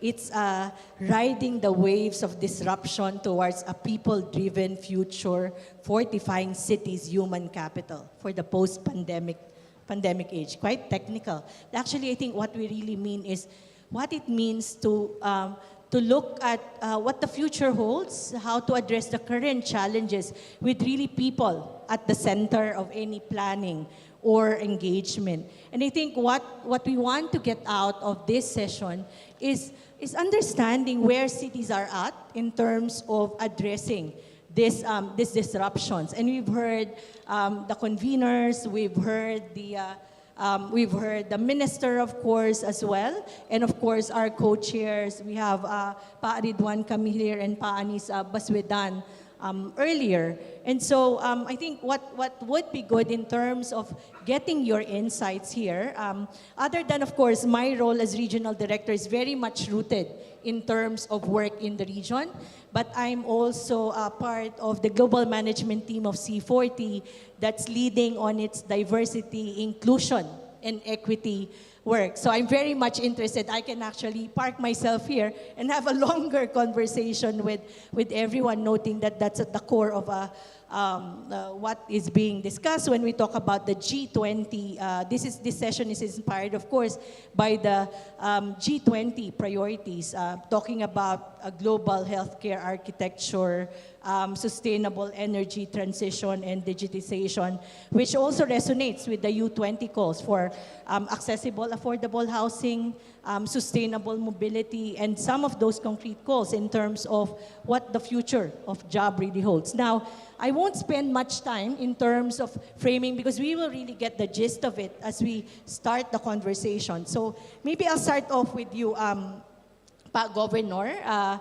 Ridwan Camille. We met earlier when you were Mayor of Bandung, and I do recall going to Bandung at that time when the sort of like smart operations was being showcased when other cities haven't gone through that. But now you're Governor of West Java.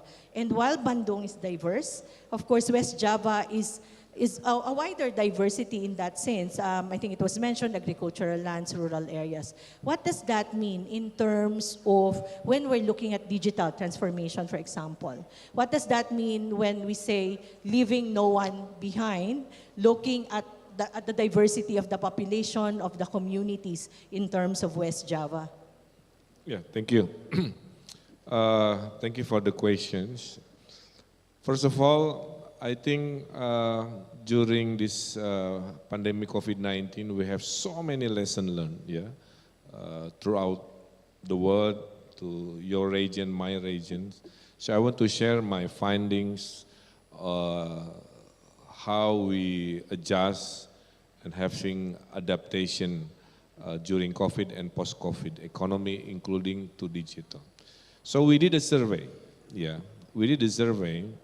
about which kind of economy that survived during COVID. So majority went down, except 3 sectors.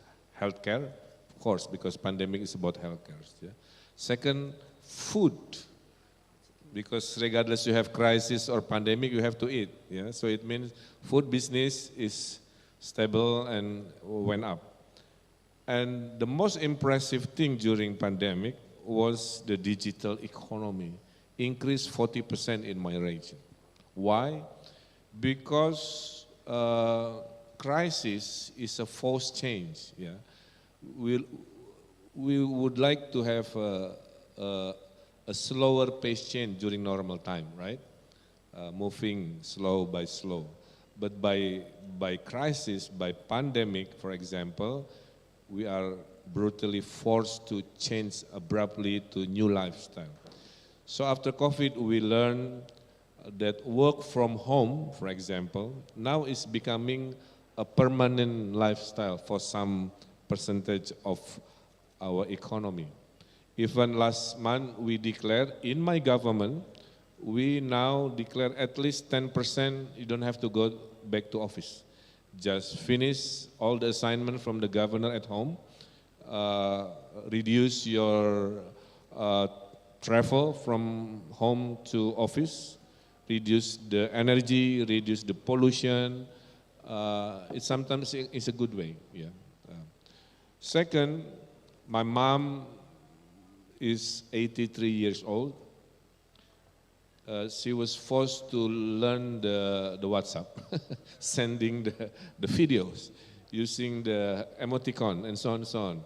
So senior citizen also wants to survive by learning the new communication. The increase of e-commerce.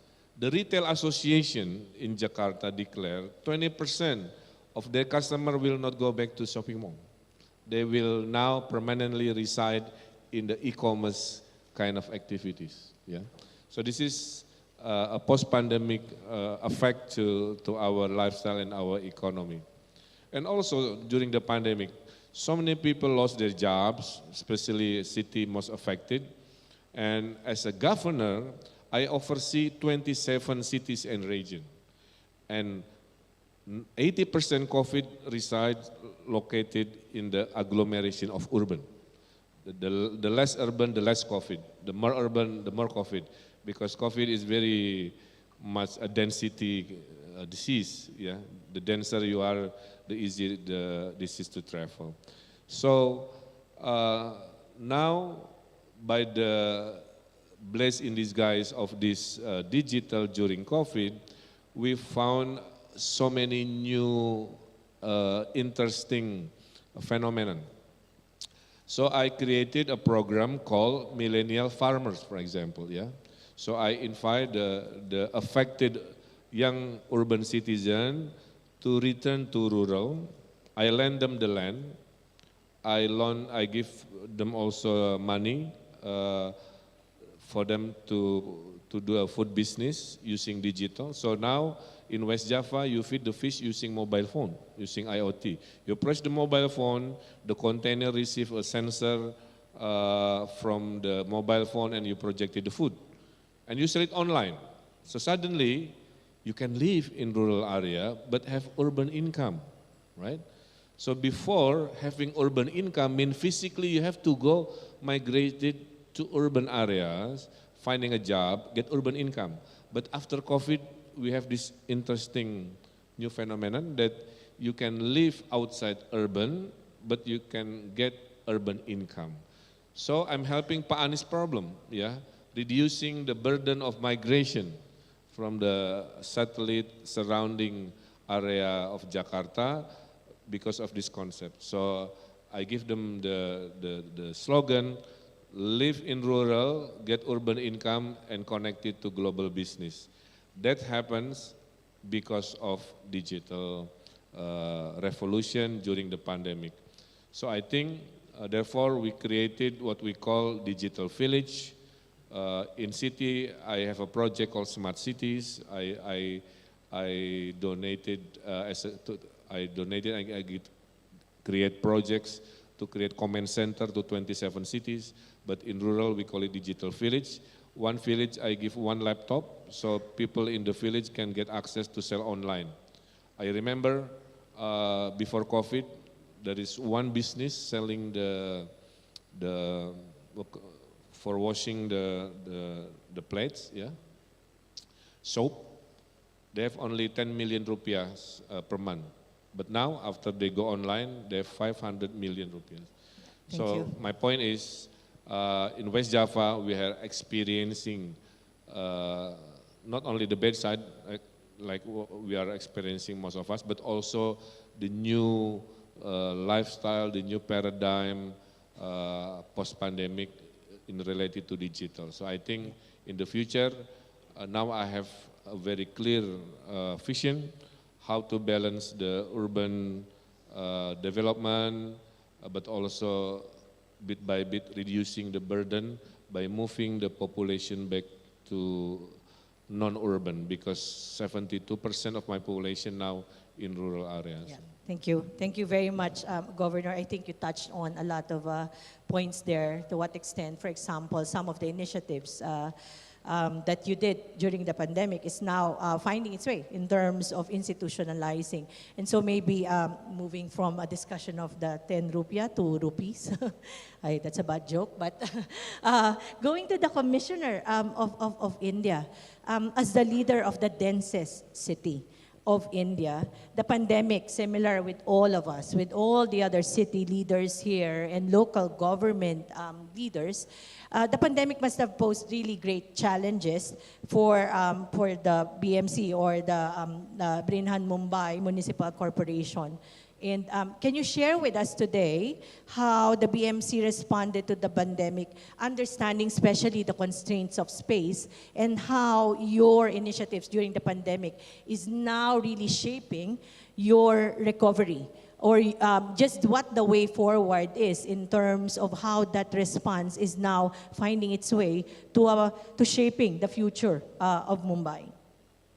Well, you know, Mumbai has a population of now 20 million, and March 2020, when the COVID hit Mumbai for the first time, and we had the first case on 16th of March. So by end of April, it had spread like wildfire, and in Mumbai, you know, we have very high density areas. It is the second most dense city in the world after Tokyo. And unfortunately, we have almost 10 million people who are living in slums in a very difficult environment. So we had to rise to the occasion, and we created a large number of jumbo hospitals, field hospitals on greenfield areas. Wherever we have public grounds or we have stadiums, we put up centrally air-conditioned jumbo hospital with ICU beds, with dialysis beds, 70% oxygenated beds. So we had 15,000 beds spread in these playgrounds. They were all covered by 5-star air-conditioned tents. And within a few days, we had 100,000 beds available to us. And I'm happy to say that during the second Delta wave of COVID, which was from February 21 to May 21, although we got more than 400,000 COVID positive cases, but we could maintain one of the lowest mortalities anywhere in the world. Our mortality rate was 0.8%. So this was achieved, especially we went for a very decentralized COVID fight. We split Mumbai into 24 zones or wards, and each became a mini Mumbai, and each had its own resources. In ward war rooms, we used ambulances, doctors, dashboards, medical teams.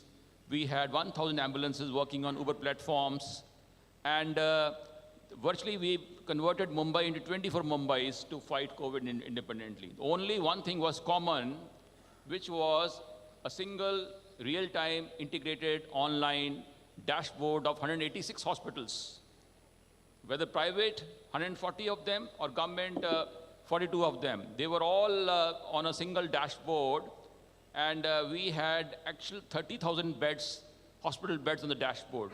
Except the dashboard, these 25 units were working as independently of fighting COVID. And we designed 29 different models, and each model was technology driven. It was IT based, and each model was working on autopilots. So we had something like 1,000 doctors managing these ward war rooms. And they were young boys and girls who were medical interns. And we had roped them in, and they were managing the ward war rooms. They were just boys and girls of 19, 20 years old. And Mumbai model has now become a case study for the entire world.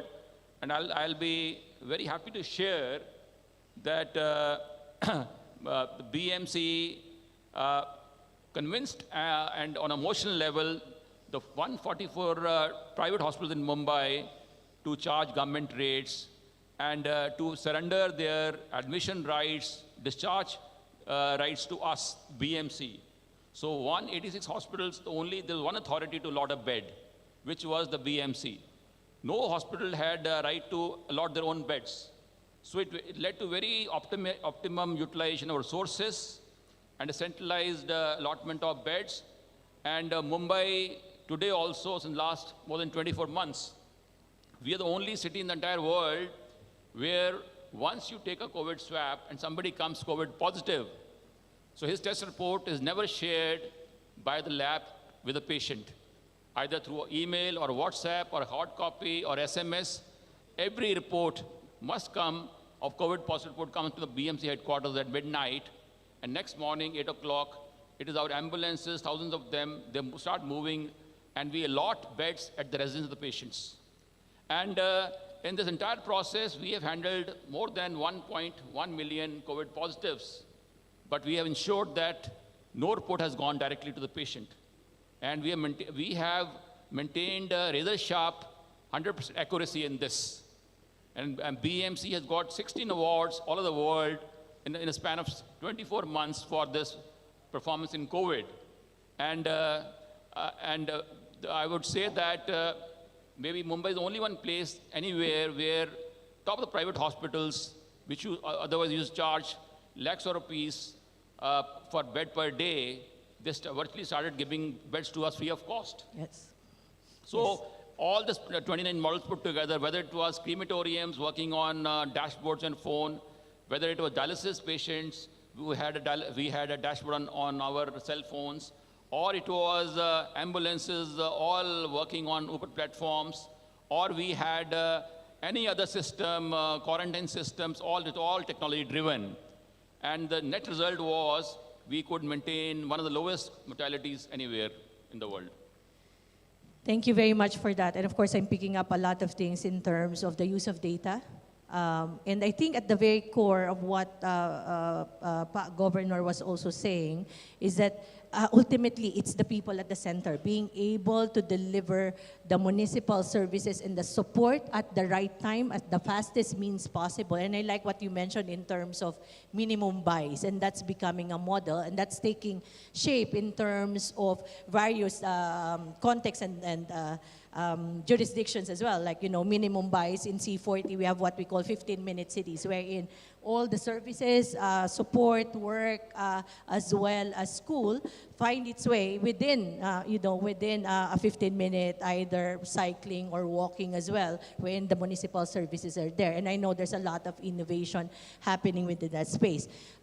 In terms of looking at digitization, I think one of the key things, and Governor referenced this, is looking at, similarly with my mother, also, I think 84, a year older than your mom, Governor, it's also bringing in others, people with disability. What does that mean with youth who may not necessarily have the savviness in terms of digital, and what does that mean in terms of future of work? So maybe I'll turn to Mayor Randall Williams in terms of what is it like in Shuane now that, after the multiple crises that we're still experiencing, the pandemic, the cost of living, energy security crisis, as well as definitely the climate crisis where droughts, floods are being felt.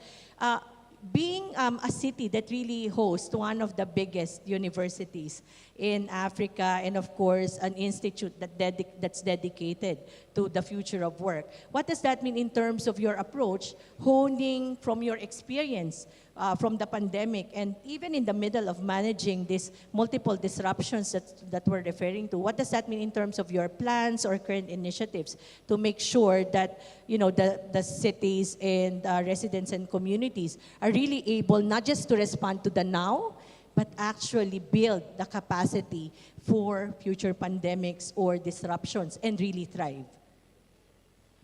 Thank you for those questions. Well, despite the fact that we are an academic city, it doesn't really help our economy, because even before the COVID-19 pandemic started, South Africa was already in a recession. And we've identified that the weakness in our economy is education. And yes, we've got 4 universities. 2 of the universities got more than 100,000 students.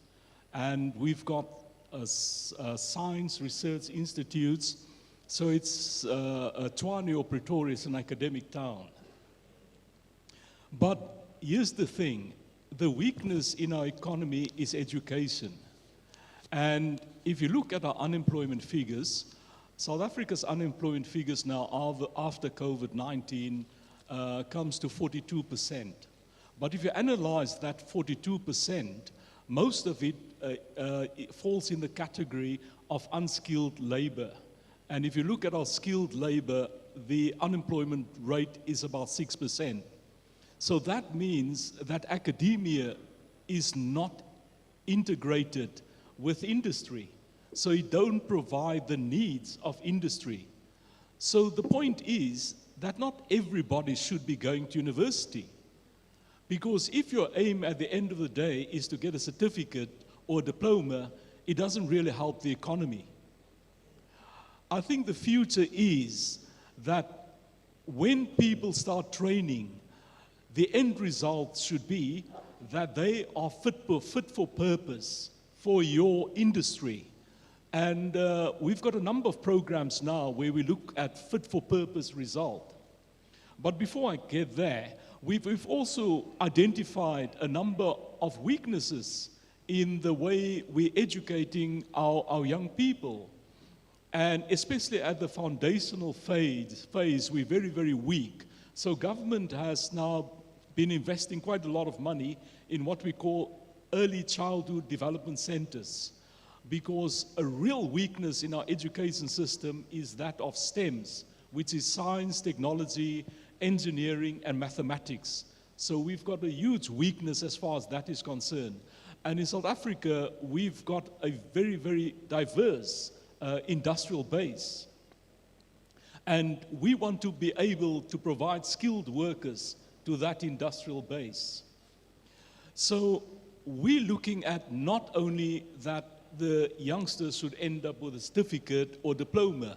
For example, when I entered local government, we had this wonderful program called Tooling Initiative, where it's a 5-year program.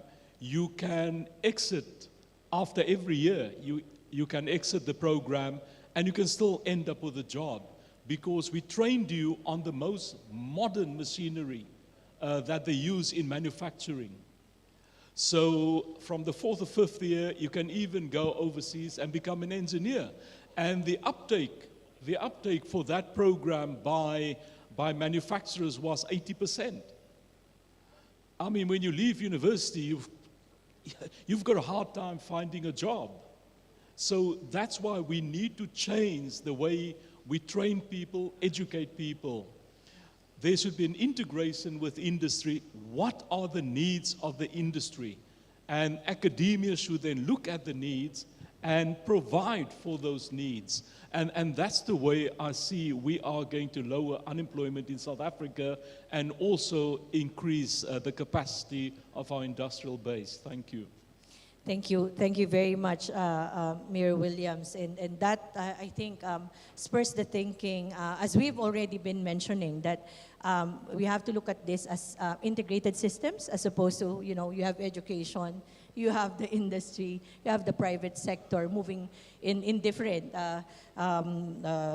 ways, but actually it has to be in sync, and it has to be looked at in a systemic way, institutionalized, organizational, as well as, of course, individual, personal, in terms of residents and communities, as you were mentioning. It doesn't start at university and then you find a job, and that's sort of like what you address, but it has to look into the educational system and what that means in terms of future of employment as well, to be able to really respond. Now, moving on to Sydney, a city that I've worked closely, and by the way, congratulations on the Sustainable Sydney 2050, which I think at the very core is really the pillar of ensuring that it addresses the different needs of the various communities, indigenous communities, students, workers, moving into the discussion of a systemic approach. So maybe Deputy Lord Mayor Scully, what are your thoughts in terms of really looking at, particularly for Sydney, digitization, the gig economy, and of course the continuing inefficiency of markets in dealing with climate change, mean that these shifts are only accelerating? It's not stopping, it's accelerating, it's being amplified. And how do you think U20 cities ensure that a strong recovery post-COVID positively benefits all workers, students, and residents? And I know students are very key to Sydney as well. Absolutely. Thanks, Milag. And it's really lovely to be here with you all and to be with so many peers at this event, which has been so instructive and inspiring so far. And I want to pick up on a few things that the speakers have said already. we often talk in a national context or a regional context about the idea of two-speed economies, and Governor Camille mentioned this idea of the urban wages in a rural context, for example, or regional context. What we're also finding in cities and in Sydney is that we have a two-speed economy as well, in that we have an economy of the sort of business district, the fintech, knowledge economy, and then you have the Main Street economy. And all of those trends were accelerated really through the pandemic, where you had people who worked particularly in the service economy, in the gig economy, or the precariat as another way of describing the gig economy, found themselves without a social safety net, without income, and found themselves really struggling to make ends meet, even in a city with extraordinary privilege. And so we have to address the downsides and the challenges of digitization as much as we address the opportunities of digitization. So if I could just focus quickly on what we did during the pandemic and the recovery, the lockdown, and then what we're doing now going forward to try and address that two-speed economy that we're dealing with. So during the pandemic and the lockdown, we found suddenly that there were hundreds of thousands of people in Sydney who could not access food, and that we had a food desert in the middle of the largest city in the country where people couldn't afford to feed themselves.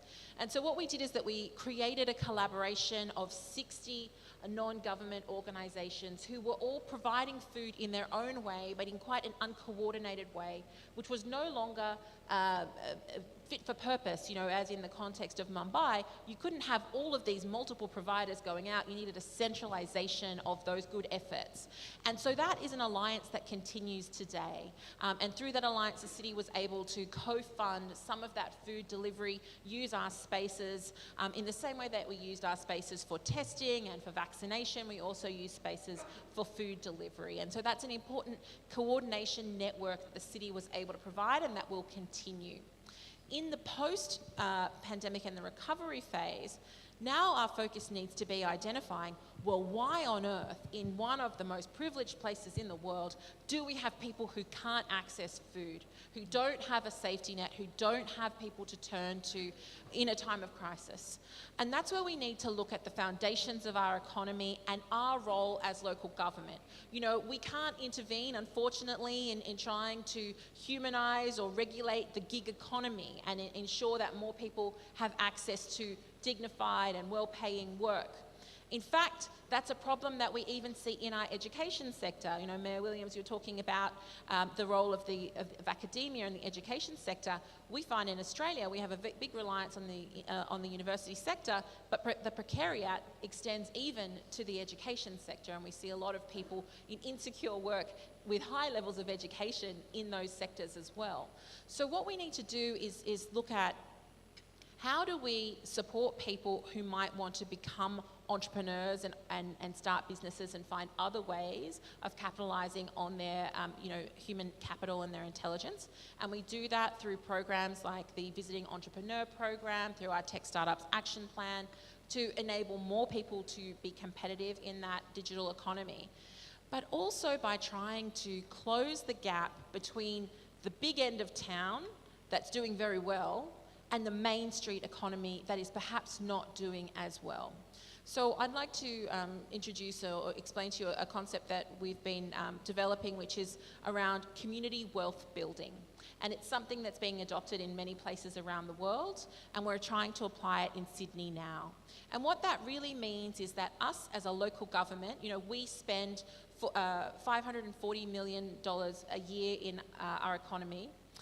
How do we ensure that the majority of that money continues to provide tangible benefit within our community, that it goes to organisations that employ people and pay a living wage, that it goes to organisations that are for purpose, that give back to the community? So embedding social procurement really into everything that we do. Yeah, thank you very much. And I know I've been advised that we have to make the session concise. But I don't, and maybe as a last sort of like rounding point here, I would like to ask the permanent secretary, Ana Maria Tresnia. Earlier, I think I referenced like a deputy mayor, but the permanent secretary is here as well. Maybe just to round off the conversation, if you can share your thoughts as well in terms of we're here at the U20, and how could U20 cities, and I know Berlin is really working with a number of cities, sister city with Jakarta, how could U20 cities play their roles in bringing about a more inclusive, resilient, and really people-driven post-pandemic, and noting all the different crises that we are dealing with right now and would likely, again, still be dealing in the next years to come, especially the deep economic crisis that most of our cities are really experiencing and would likely experience in the next years. Yeah, thank you for having me here and having the honor to be in dialogue with you all. And I think it is one lesson learned that we all mentioned in various statements. It is that with these overlapping crises that we experience within the last 2 to 3 years, we see that we need to challenge traditional government models. We need to implement or to develop new governance models where we cooperate with all stakeholders, and also we do have a view in Berlin where we put very much emphasis on taking the business side, the politics, the administration, but also civil society. We've heard also from many speakers that it is about the people and putting them in the center of our politics. And let me give you some examples how we did that in Berlin. So regarding the COVID-19 pandemic, there have been a lot of good examples. I will refer only to the extra points that, so we had the phenomenon of the lockdowns also in Berlin, where there was a very high, it had a very high impact on the people. And there was a phase of isolation, a phase where people couldn't have access anymore to the communities, and there was fear and so on. But on the other hand, so civil society developed a new movement, which was watch out after your neighbor, look after your neighbor, and let's share solidarity. Let's have a look how we can support these initiatives, was the question that we addressed ourselves as a city administration. So what we did was that we turned our neighborhood centers and volunteering agency into centers for community management, into centers for community support through the pandemic. So people could enlist there and say, I am willing to go and help maybe the elderly people around my neighborhood and support them with buying stuff or going to the supermarket, or the young single parent that is going to be isolated because he got infected. How can I help to buy something for them? Another crisis that we had, it was dealing with refugees. So we did that in 2015, 2016. We had to do this again with the war of Russia in Ukraine, which we were facing like 320,000 people that arrived in Berlin and had the need of temporary support. Over 75,000 have arrived in and are living now in Berlin. So it was the Berliners where, again, they showed solidarity, and they made people feel home there by offering them a place to stay, a private accommodation, supporting them finding school and a place for kindergarten or even a job. But all there was that, again, we implemented instruments where we invited civil society and stakeholders to participate in the crisis management of the city. So the governing mayor implemented for the first time in the history of Berlin a civil society advisory council, where we had a very good experience with them also in the crisis communication, and people that were at the front in the field and implemented all these measurements of the crisis could be there and bring their expertise in. And another, the third point, which I think is relevant, is the climate action. And so there we see that we have urgent issues for cities, but we have long, temporary, important issues that we need to address. And this is, given also the energy crisis that we have, we implemented now 3 aspects. We said we need to talk about energy security and also how we save energy. But we need, as a city government, to be a role model. So we are going to be the first to implement 10 measures to save 10% of energy. And then we are going to make also an agreement with business. And now we are again, as a third element, implementing the civil citizens and saying, it's up to you how much energy we can save, how much we can support you by transforming and the city into a climate neutral city. And I think these are ideas where we can go more into concrete, but I understand that we do not have much time anymore. But for dialogue in bilateral, I'm very open.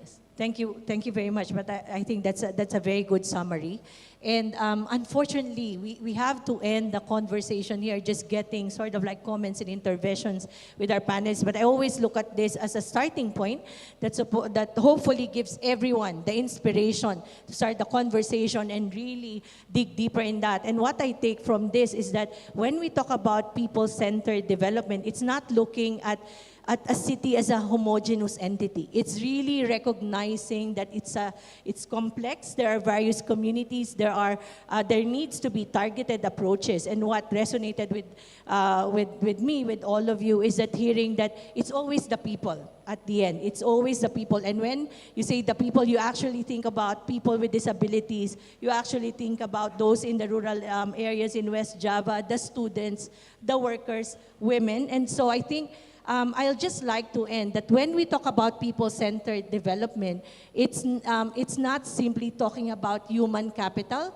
It's also looking at a humane progress. It's from being human to really being humane and putting that at the center of what the cities are doing. And all these cities here now represented, I think, have that at the core. And moving forward, we wish you all, of course, luck, as well as serving as inspiration to all the other city leaders, continuing that exchange, and also really being able to address wherein it's a future where everyone thrives. Thank you very much, and thank you very much to all our audience.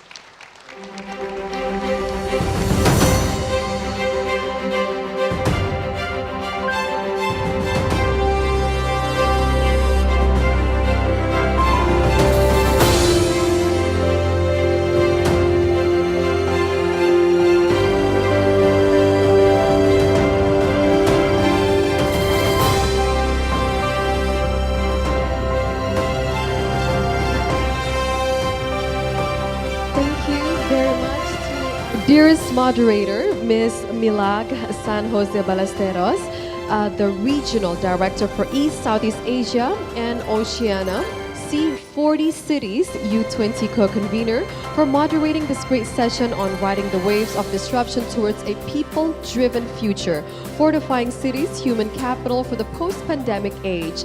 Ladies and gentlemen, as we see now, new technologies are transforming global businesses and sectors are indeed converging. In conversations with leaders around the world, everyone seems to be asking the same question: how do we get ahead of the curve? Well, ladies and gentlemen, it is indeed a challenge that every country and every businesses must all face, and why we're all here today in making investments in technology and global innovations. Ladies and gentlemen, but even as we innovate, we also know that a single breakthrough can guarantee success in the world that moves faster. And that's why, in addition to investing in technology and innovation, we're all investing in our people as well. And thank you so much for our speakers for pointing that fact out. And next, ladies and gentlemen, we're going to begin our second plenary discussion of the day. And the topic will be on cities for all, cities for the future, achieving inclusive and sustainable housing, mobility, and energy in urban areas. Ladies and gentlemen, this session will also be around 20 minutes time. And let's invite our great moderator, Miss Amelia Sais, the Secretary General of UCLG, a Recording U20 stopped. Con convener. Ladies and gentlemen, let's give her a big round of applause.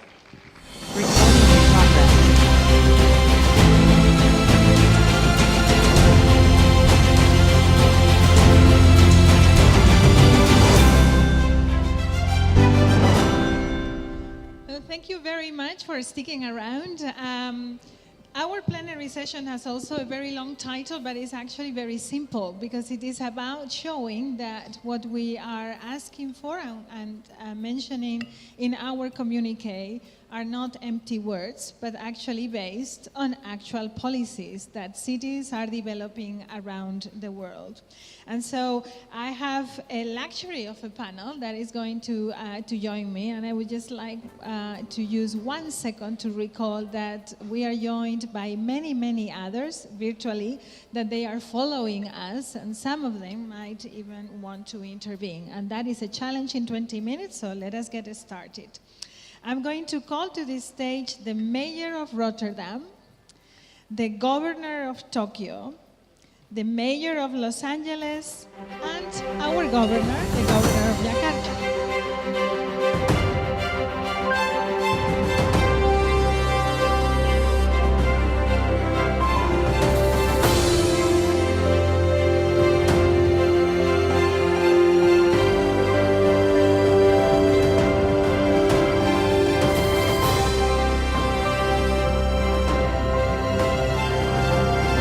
Welcome, everybody. And thank you for joining us. Well, we have heard several times today that our world is confronting many overlapping crises, right? Also, many opportunities in our cities. People are creative. We have solutions for many things, but we also know that we need to accelerate action to transform the societies in a sustainable manner. And we are going to be paying attention to specifically sustainable housing, mobility, and energy today. We want to start with the Governor of Tokyo, our former chair of Urban 20, but also the single city in the world that had to organize the Olympics during a pandemic. It's not a privilege, Governor, but it's a great achievement that you did. So, Governor Yuriko Koike, Tokyo has been promoting policy under a very strong motto, which is time to act. What does that mean for you, for Tokyo, and how does that influence your housing, energy, and getting ready for the future policy? Well, thank you very much for introducing me and appointing me as a first speaker. And I'm Yuriko Koike, Governor of Tokyo. And just for your information, Tokyo has a 14 million population. And one more information is that we have more than 200 Michelin star restaurants in Tokyo. Well, talking about the climate change, and you have asked about how to tackle climate and how to make a zero emission, and also housing and mobility and so many things. And this should be done, and this is the time to act. And there is no other reason. People feel that this is the very last moment to act. Otherwise, we will confront more difficulties, more critical situations. So this is now time to act. So the answer is so simple. But I would like to explain a little bit more about what we are doing is that Tokyo is implementing policies from the perspective of sustainable recovery. We have experienced such a difficult time of COVID-19, right? And talking about 1920 Belgium Olympic game, that took place right after the First World War. Yes, and Spanish flu. And then Olympic game comes. This is what Turkey, well, actually the terrible Ukraine cases, what we are witnessing today is now still unfortunately going on, but pandemic and also in the middle of pandemic, Turkey with support of many persons and many athletes, I should say, we could carry out the 2020 Olympic Games. And Turkey, more concretely, the climate crisis is a challenge that requires a united response by humanity. And this is one of the pillars of sustainable recovery. And in order to become a zero-emission Turkey by 2050, this is we have already announced. And we call Carbon Hub, in which Turkey reduces greenhouse gas emissions by 50% by the year 2030. We need to transition to carbon-free socio-economic structures in all areas, from business to daily life and urban development. And talking about buildings, over 70% of Tokyo's carbon emissions originate, as I mentioned to Anis right now, that over 70% of Tokyo's carbon emissions originate from buildings. So buildings are used for decades, as you know. That means that new buildings will decide Tokyo's environmental performance as a city over the long term. We are currently carrying out studies on the introduction of a new scheme that will require certain new houses and other small to medium-sized buildings to install solar panel systems on the roof. Now, talking about mobility, we'll also work for emission-free vehicles, and we will have all new passengers cars and new motorcycles on sale in Tokyo be zero emission by 2030 and 2035, respectively. And in order to have people want to use zero emission vehicles more, we will promote initiatives from the aspects of both mobility and infrastructure. To support the introduction of ZEVs, we are expanding the development of hydrogen stations as well. And at Tokyo's metropolitan facilities, we are stepping up efforts to install EV chargers, and we will promote the spread of rapid chargers that enable drivers to quickly recharge their cars while on the road. And we will also launch grants for their installation in detached houses. And in such ways, we'll work to enhance both quality and quality. And we must take action now. This is your question. Under the slogan, "Time to act," let us together immediately confront the growing urgency of the climate crisis. As a matter of fact, I was national government minister of the environment. And when I was a minister, I started a national campaign called Cool Biz.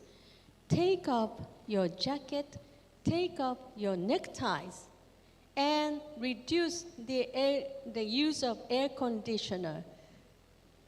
Raise the temperatures setup of air conditioner in order to reduce the CO2 emissions.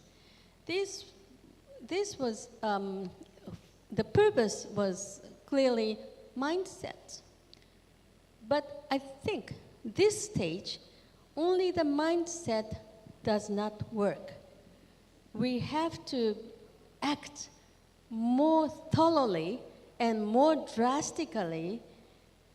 Otherwise, we will face more critical situations. So, time to act is now. Thank you very much, Governor. That certainly deserves an applause for the efforts from Tokyo.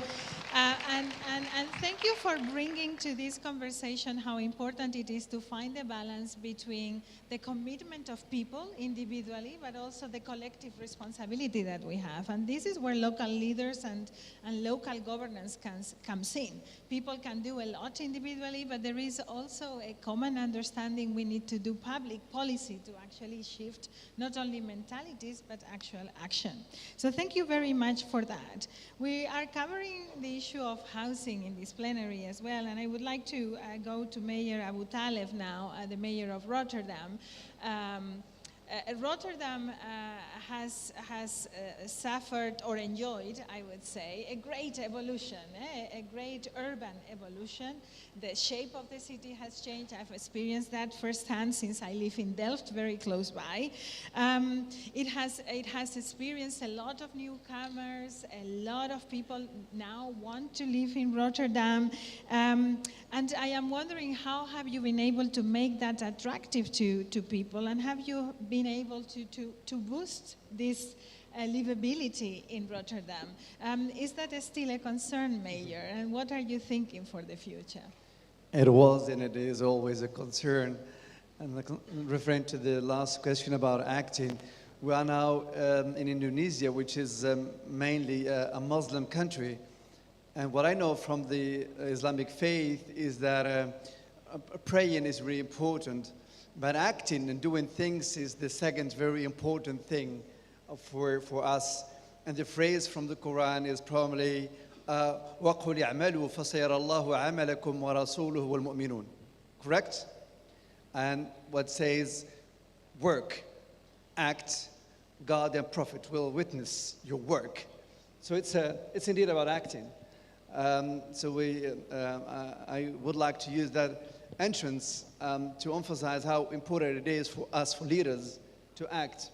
We have no time to lose, and we must stay positive in the way we deal with the endeavors of a city.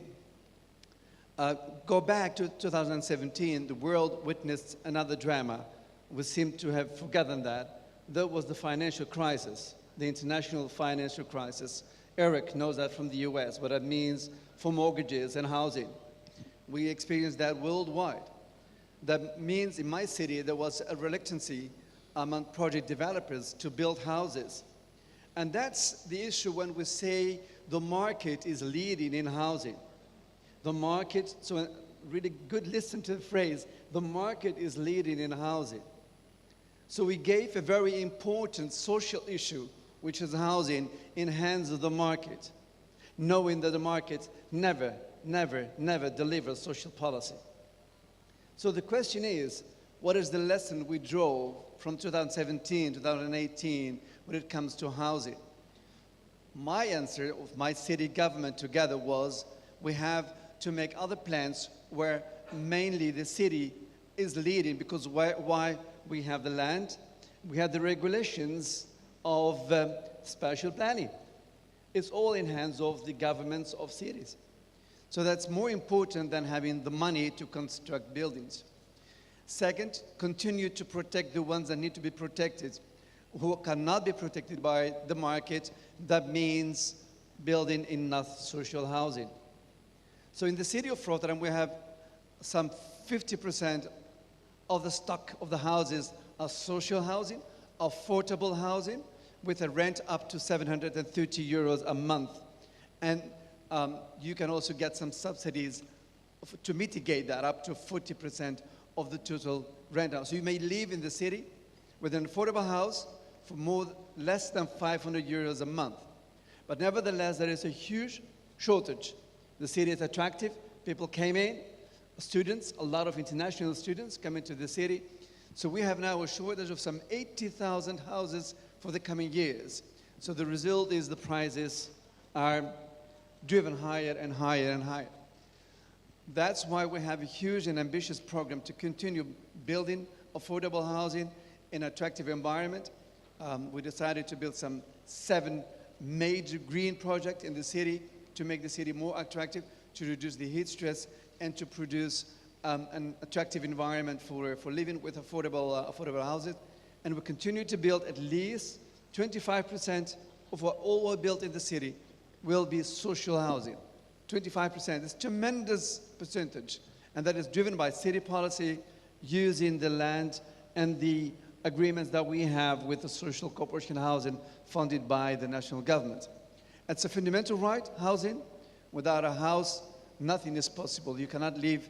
And that's the way also we try to fight the phenomenon of people that sleep on the streets, homeless people. We sometimes tend to say that these people want to spend the night in the street because they like it. Listen to me, nobody wants to sleep on the street. Nobody. You don't want it, they don't want it. So the effect of that type of social policy of bringing these people out of the street, helping them with their mental diseases and providing decent housing and a doctor and an income, that's really important to fight the phenomenon of homeless people. And I'm happy to live in a city where that has been reduced last 10 years to really a minimum. It's still there, a small phenomenon, mainly people coming from Eastern Europe to work in the Netherlands, Romanians, Bulgarians, and people from Hungary. But that is really a couple of hundreds of people that we know even by name, and that helps us also to become a city that maintains really the minimum standards when it comes to housing. Housing is a very fundamental thing. We'll continue to do that. Thank you very much, Mayor, and an applause to you as well. Many important reflections about, your last comment about making people visible. It's very important to know these people by name and to know the issues that they face and to provide them alternatives that make them feel like a dignified living, extremely important. Also, your references to the market, and this is something that we really discuss with local leaders. There is nothing wrong with the private sector or the market, but they have their own... Don't misunderstand me. Exactly. I love the market, yes, as long as the government is the market master. Well, I was getting there, Mayor. And there's nothing wrong with that, but everybody has their own objectives, and profit-making cannot be the only collective effort that we make, and that cannot be the collective objective. And so monetizing differently that profit and understanding inclusion of people as also profit-making, as an objective, and understanding growth beyond GDP is probably one of the great shifts that cities around the world are pushing for. And you're giving excellent examples with the housing policy that you are facing. And you know, you reminded me, in Spanish we also have a saying that is, a Dios rogando y con el mazo dando. So it's always preach, but also work. So going to Mayor Garcetti now from Los Angeles, in this trend of how do we need to deal with the relationship with the private sector. Look, California is one of the great economies of the world. Los Angeles has a great contribution to that, obviously. Jobs are a worry for any city, for any settlement in the world. And I know that the Work Commission of Los Angeles is trying to make Los Angeles ready for the future of work. How are you in dialogue with the private sector?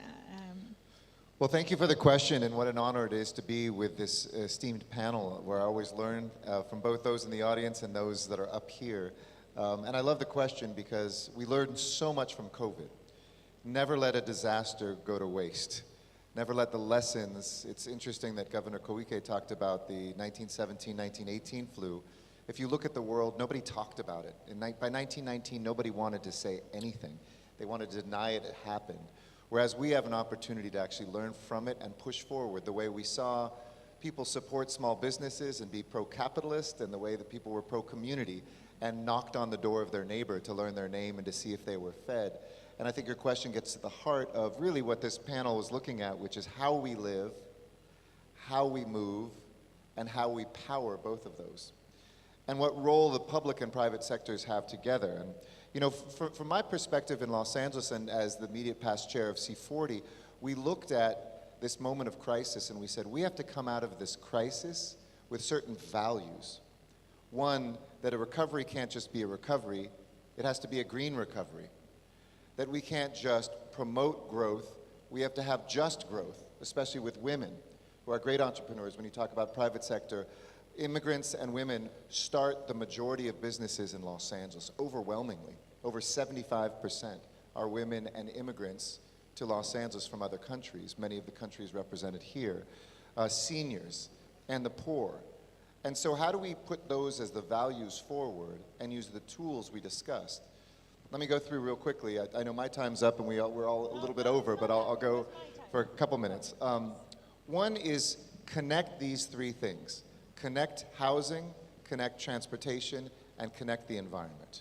I'll give you one example. Los Angeles was built as a wonderful city of the 1960s and 70s when cars were the great innovation. So keep spreading out the land because it was cheap, cheaper than building in the city. It was 20 minutes to go anywhere in a car and build beautiful freeways until suddenly our traffic became among the worst in the world and there's no more space. And we had to change our mentality in the last few years because for 40 years we haven't built enough housing. We figured we'd just gobble up more land instead of putting 2 or 3 or 4 or 5 stories like a normal city. As mayor, I've changed that zoning, and a full 50% of our new housing is built on transit corridors, simply because I said instead of 2 stories, you can go 10 stories as long as you build social housing, affordable housing. So we've increased our housing 3-fold and our affordable housing 6-fold without any government money. So it's taking advantage of the private sector by saying, we have the power to give you space, now you give us affordable housing, because we have a tremendous homelessness problem in Los Angeles. Great work in Rotterdam, by the way, and I followed what Tokyo did years ago, to have a right to housing and actually take seniors and others and give them the housing they need. Second is look at what you can do in terms of green building. It's great, for instance, Jakarta and Los Angeles are both going to be fully electric with our buses by 2030. That's the promise of this governor and this mayor, and the next governor and the next mayor will implement that. So we make great promises for our successors. But we need a marketplace. We need to show the cities collectively that we want these buses to be constructed, we want them to be zero emission, but they don't mean much if the energy powering them comes from dirty coal plants or gas plants that make the earth even warmer and compound climate change. So we must be voices, whether we control electric companies like I do in Los Angeles, or a private one like we have in Tokyo and other places. We have to demand that that green power the green transportation, and that we put the housing close so that we reduce overall emissions. So we connect these pieces. Finally, I would say, remember the power that's in this room and the power of cities. Cities saved our citizens during COVID. It was local governments with good national leadership in many cases, but it was local governments. It was the story in Mumbai and those 24 districts. It was all of us going and asking firefighters to do tests and to give shots. It was innovation at the local level. And I witnessed that city power that we have when I took 1,035 cities, including the 4 that were up here, to pledge to be at zero emissions on the stage in Scotland and Glasgow. If we put those cities together, it would be the equivalent of the 6th largest country in the world zeroing its emissions out, just by bringing the power of cities together. So I'm very anxious about the future, and I'm very excited about the future. I have a new word, it's called anxitement. It's a combination of anxiety and excitement, because I've seen the power of cities, I see the innovation that is coming. We're stressed about the future, but I think the answers lie right here. Thank you very much, Mayor Garcetti. We have a video from the Mayor of London that we are going to watch now, because I would like this panel to be closed by the governor of Jakarta. So let us watch the video now. I hope it's ready.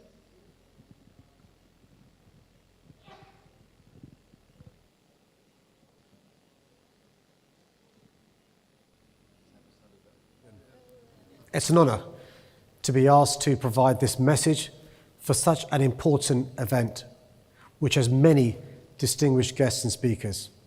I want to start with a special thank you to the Governor of Jakarta, not only for the invitation today and for coordinating the work of the U20 this year, but for his support and brilliant work as part of the C40 network of cities. We clearly have many big shared challenges ahead, from recovering from the devastating impact of the pandemic to the threat of rising inequalities and the climate emergency. I believe our cities have a crucial role to play when it comes to meeting these challenges. And in many ways, we can set an example for others to follow as we seek to make a defining difference to the lives of those we represent. That's what I've set out to do in London by delivering a Green New Deal. This is about driving green innovation and creating jobs, recovering from the pandemic and going further to tackle the climate crisis are not mutually exclusive. In fact, they go hand in hand. That's why, as the chair of C40, I'm working to support cities around the world to deliver green recoveries.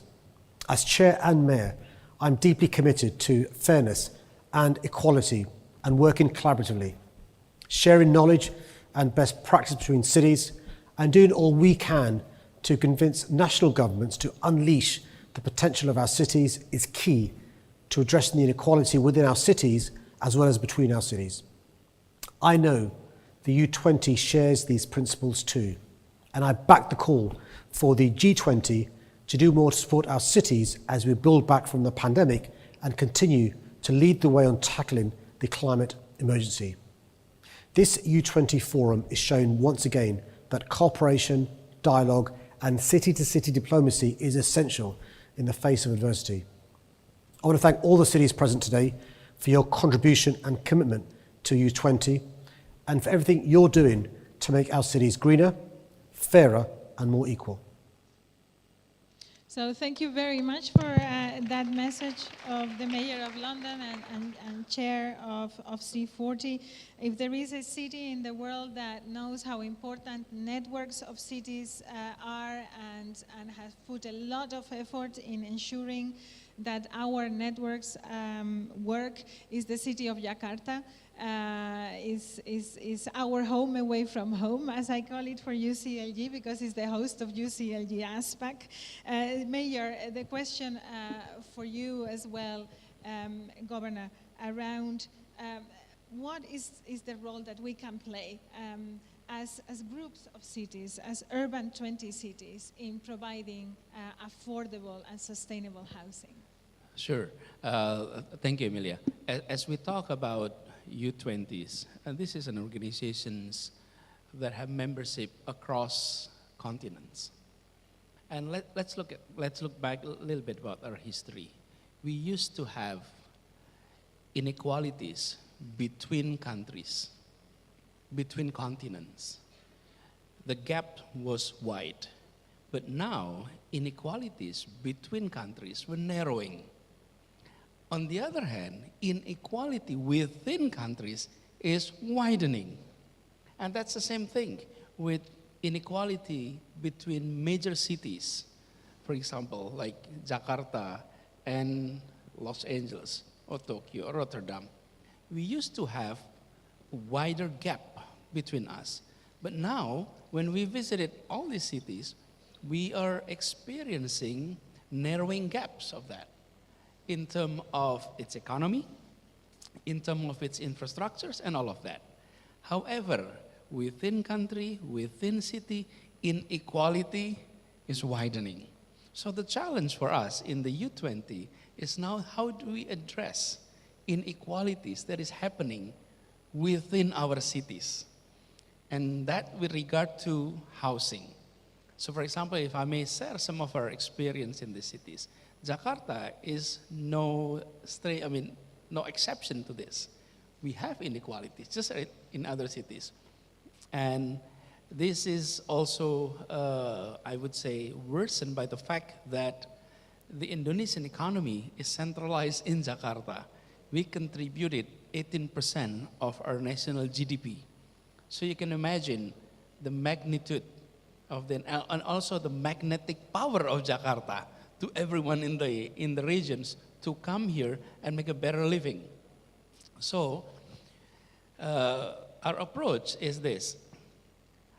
Within our community, within our residents, if I may use some of the terms that Mayor Ahmed used earlier, the market mechanism works for those with strong purchasing power. For those with strong purchasing power, the market mechanism truly works. There is developers as suppliers of housing, and then there is this residents of Jakarta that have purchasing power as the demand side, and transaction is happening. And then we are seeing development. We're seeing complex township being built. The challenge is more on those with less purchasing power and those with no purchasing powers. And this is, I would say, the developing working class and also the poor.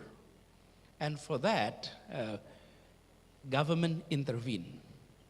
So we intervene on that market mechanism by creating a program that is called the Zero Down Payment Housing Project. Many of the working class were able to pay monthly payment, but unable to pay the 20% down payment. Government step in, take care of that 20%. Not that they have to pay 80% only.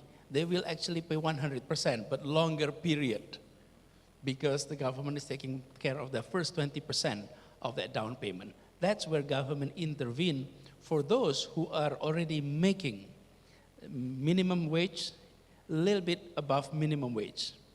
The challenge then, the third component, is those who are among the poor. This is where we provide the renting scheme. So rent house from our facility, we build the towers, we build the units, and they will be renting with us. And at the rate that is way much lower than any renting outside. And that is for the poor. Now, these are the formal component. And that's how we address, and I think this is something that we must also start thinking to sort of a exchange lesson. Because I think the experience of Jakarta is no unique. We are experiencing inequalities across cities. The last point that I'd like to share here is we are also dealing with traditional neighborhood, which is called kampung. I think in English word there is no translation to that, so kampung is adopted into English because there is no equivalent to kampung.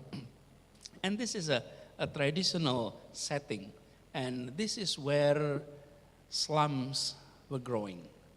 And this is the place where regenerations were addressed in Jakarta, making the kampung healthy kampung, not by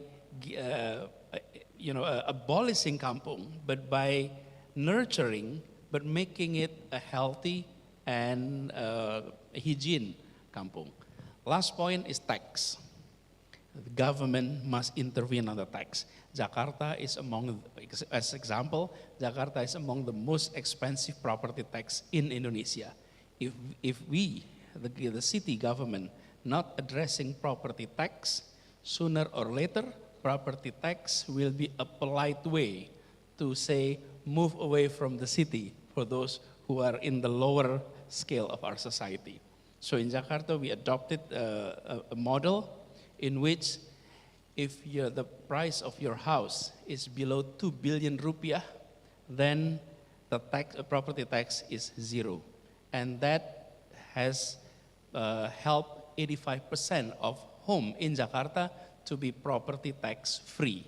And that is to avoid the poor from being pushed away from the city through tax mechanism, which often from our perspective, we need the property tax for our revenue. So those are three key components that we try to address. The formal through market and non-market, the informal, the kampung, and also the property tax. I hope I contributed to your questions. Thank you. Thank you very much. Well, I think you answered my question and many of the questions that were in the room. And this plenary is only an appetizer for the closed-door meeting that we are going to have, where we will continue with this discussion. But it has left us with very important messages around the time to act is now. Mayor Garcetti was saying we saved lives at local government level. I think you cared for us, and care needs to be at the center also when it is not profitable, also when you need to protect people that cannot access housing. And then I am very grateful for the governor to bring to the discussion the whole issue around the traditional housing and informalities. We need to develop a different relationship with a very big part of the world. We shouldn't forget that a very big part of our cities around the continents are now built in informal settlements, but it's not with informal people. They are formal people that need to have a better living. So thank you very much for this inspiring plenary, and let us continue the discussion at the closed door. Thank you to our partners, and apologies to the online participants because in-person meetings tend to run late. That's the spirit here, but I hope it was worth it. So thank you very much for following.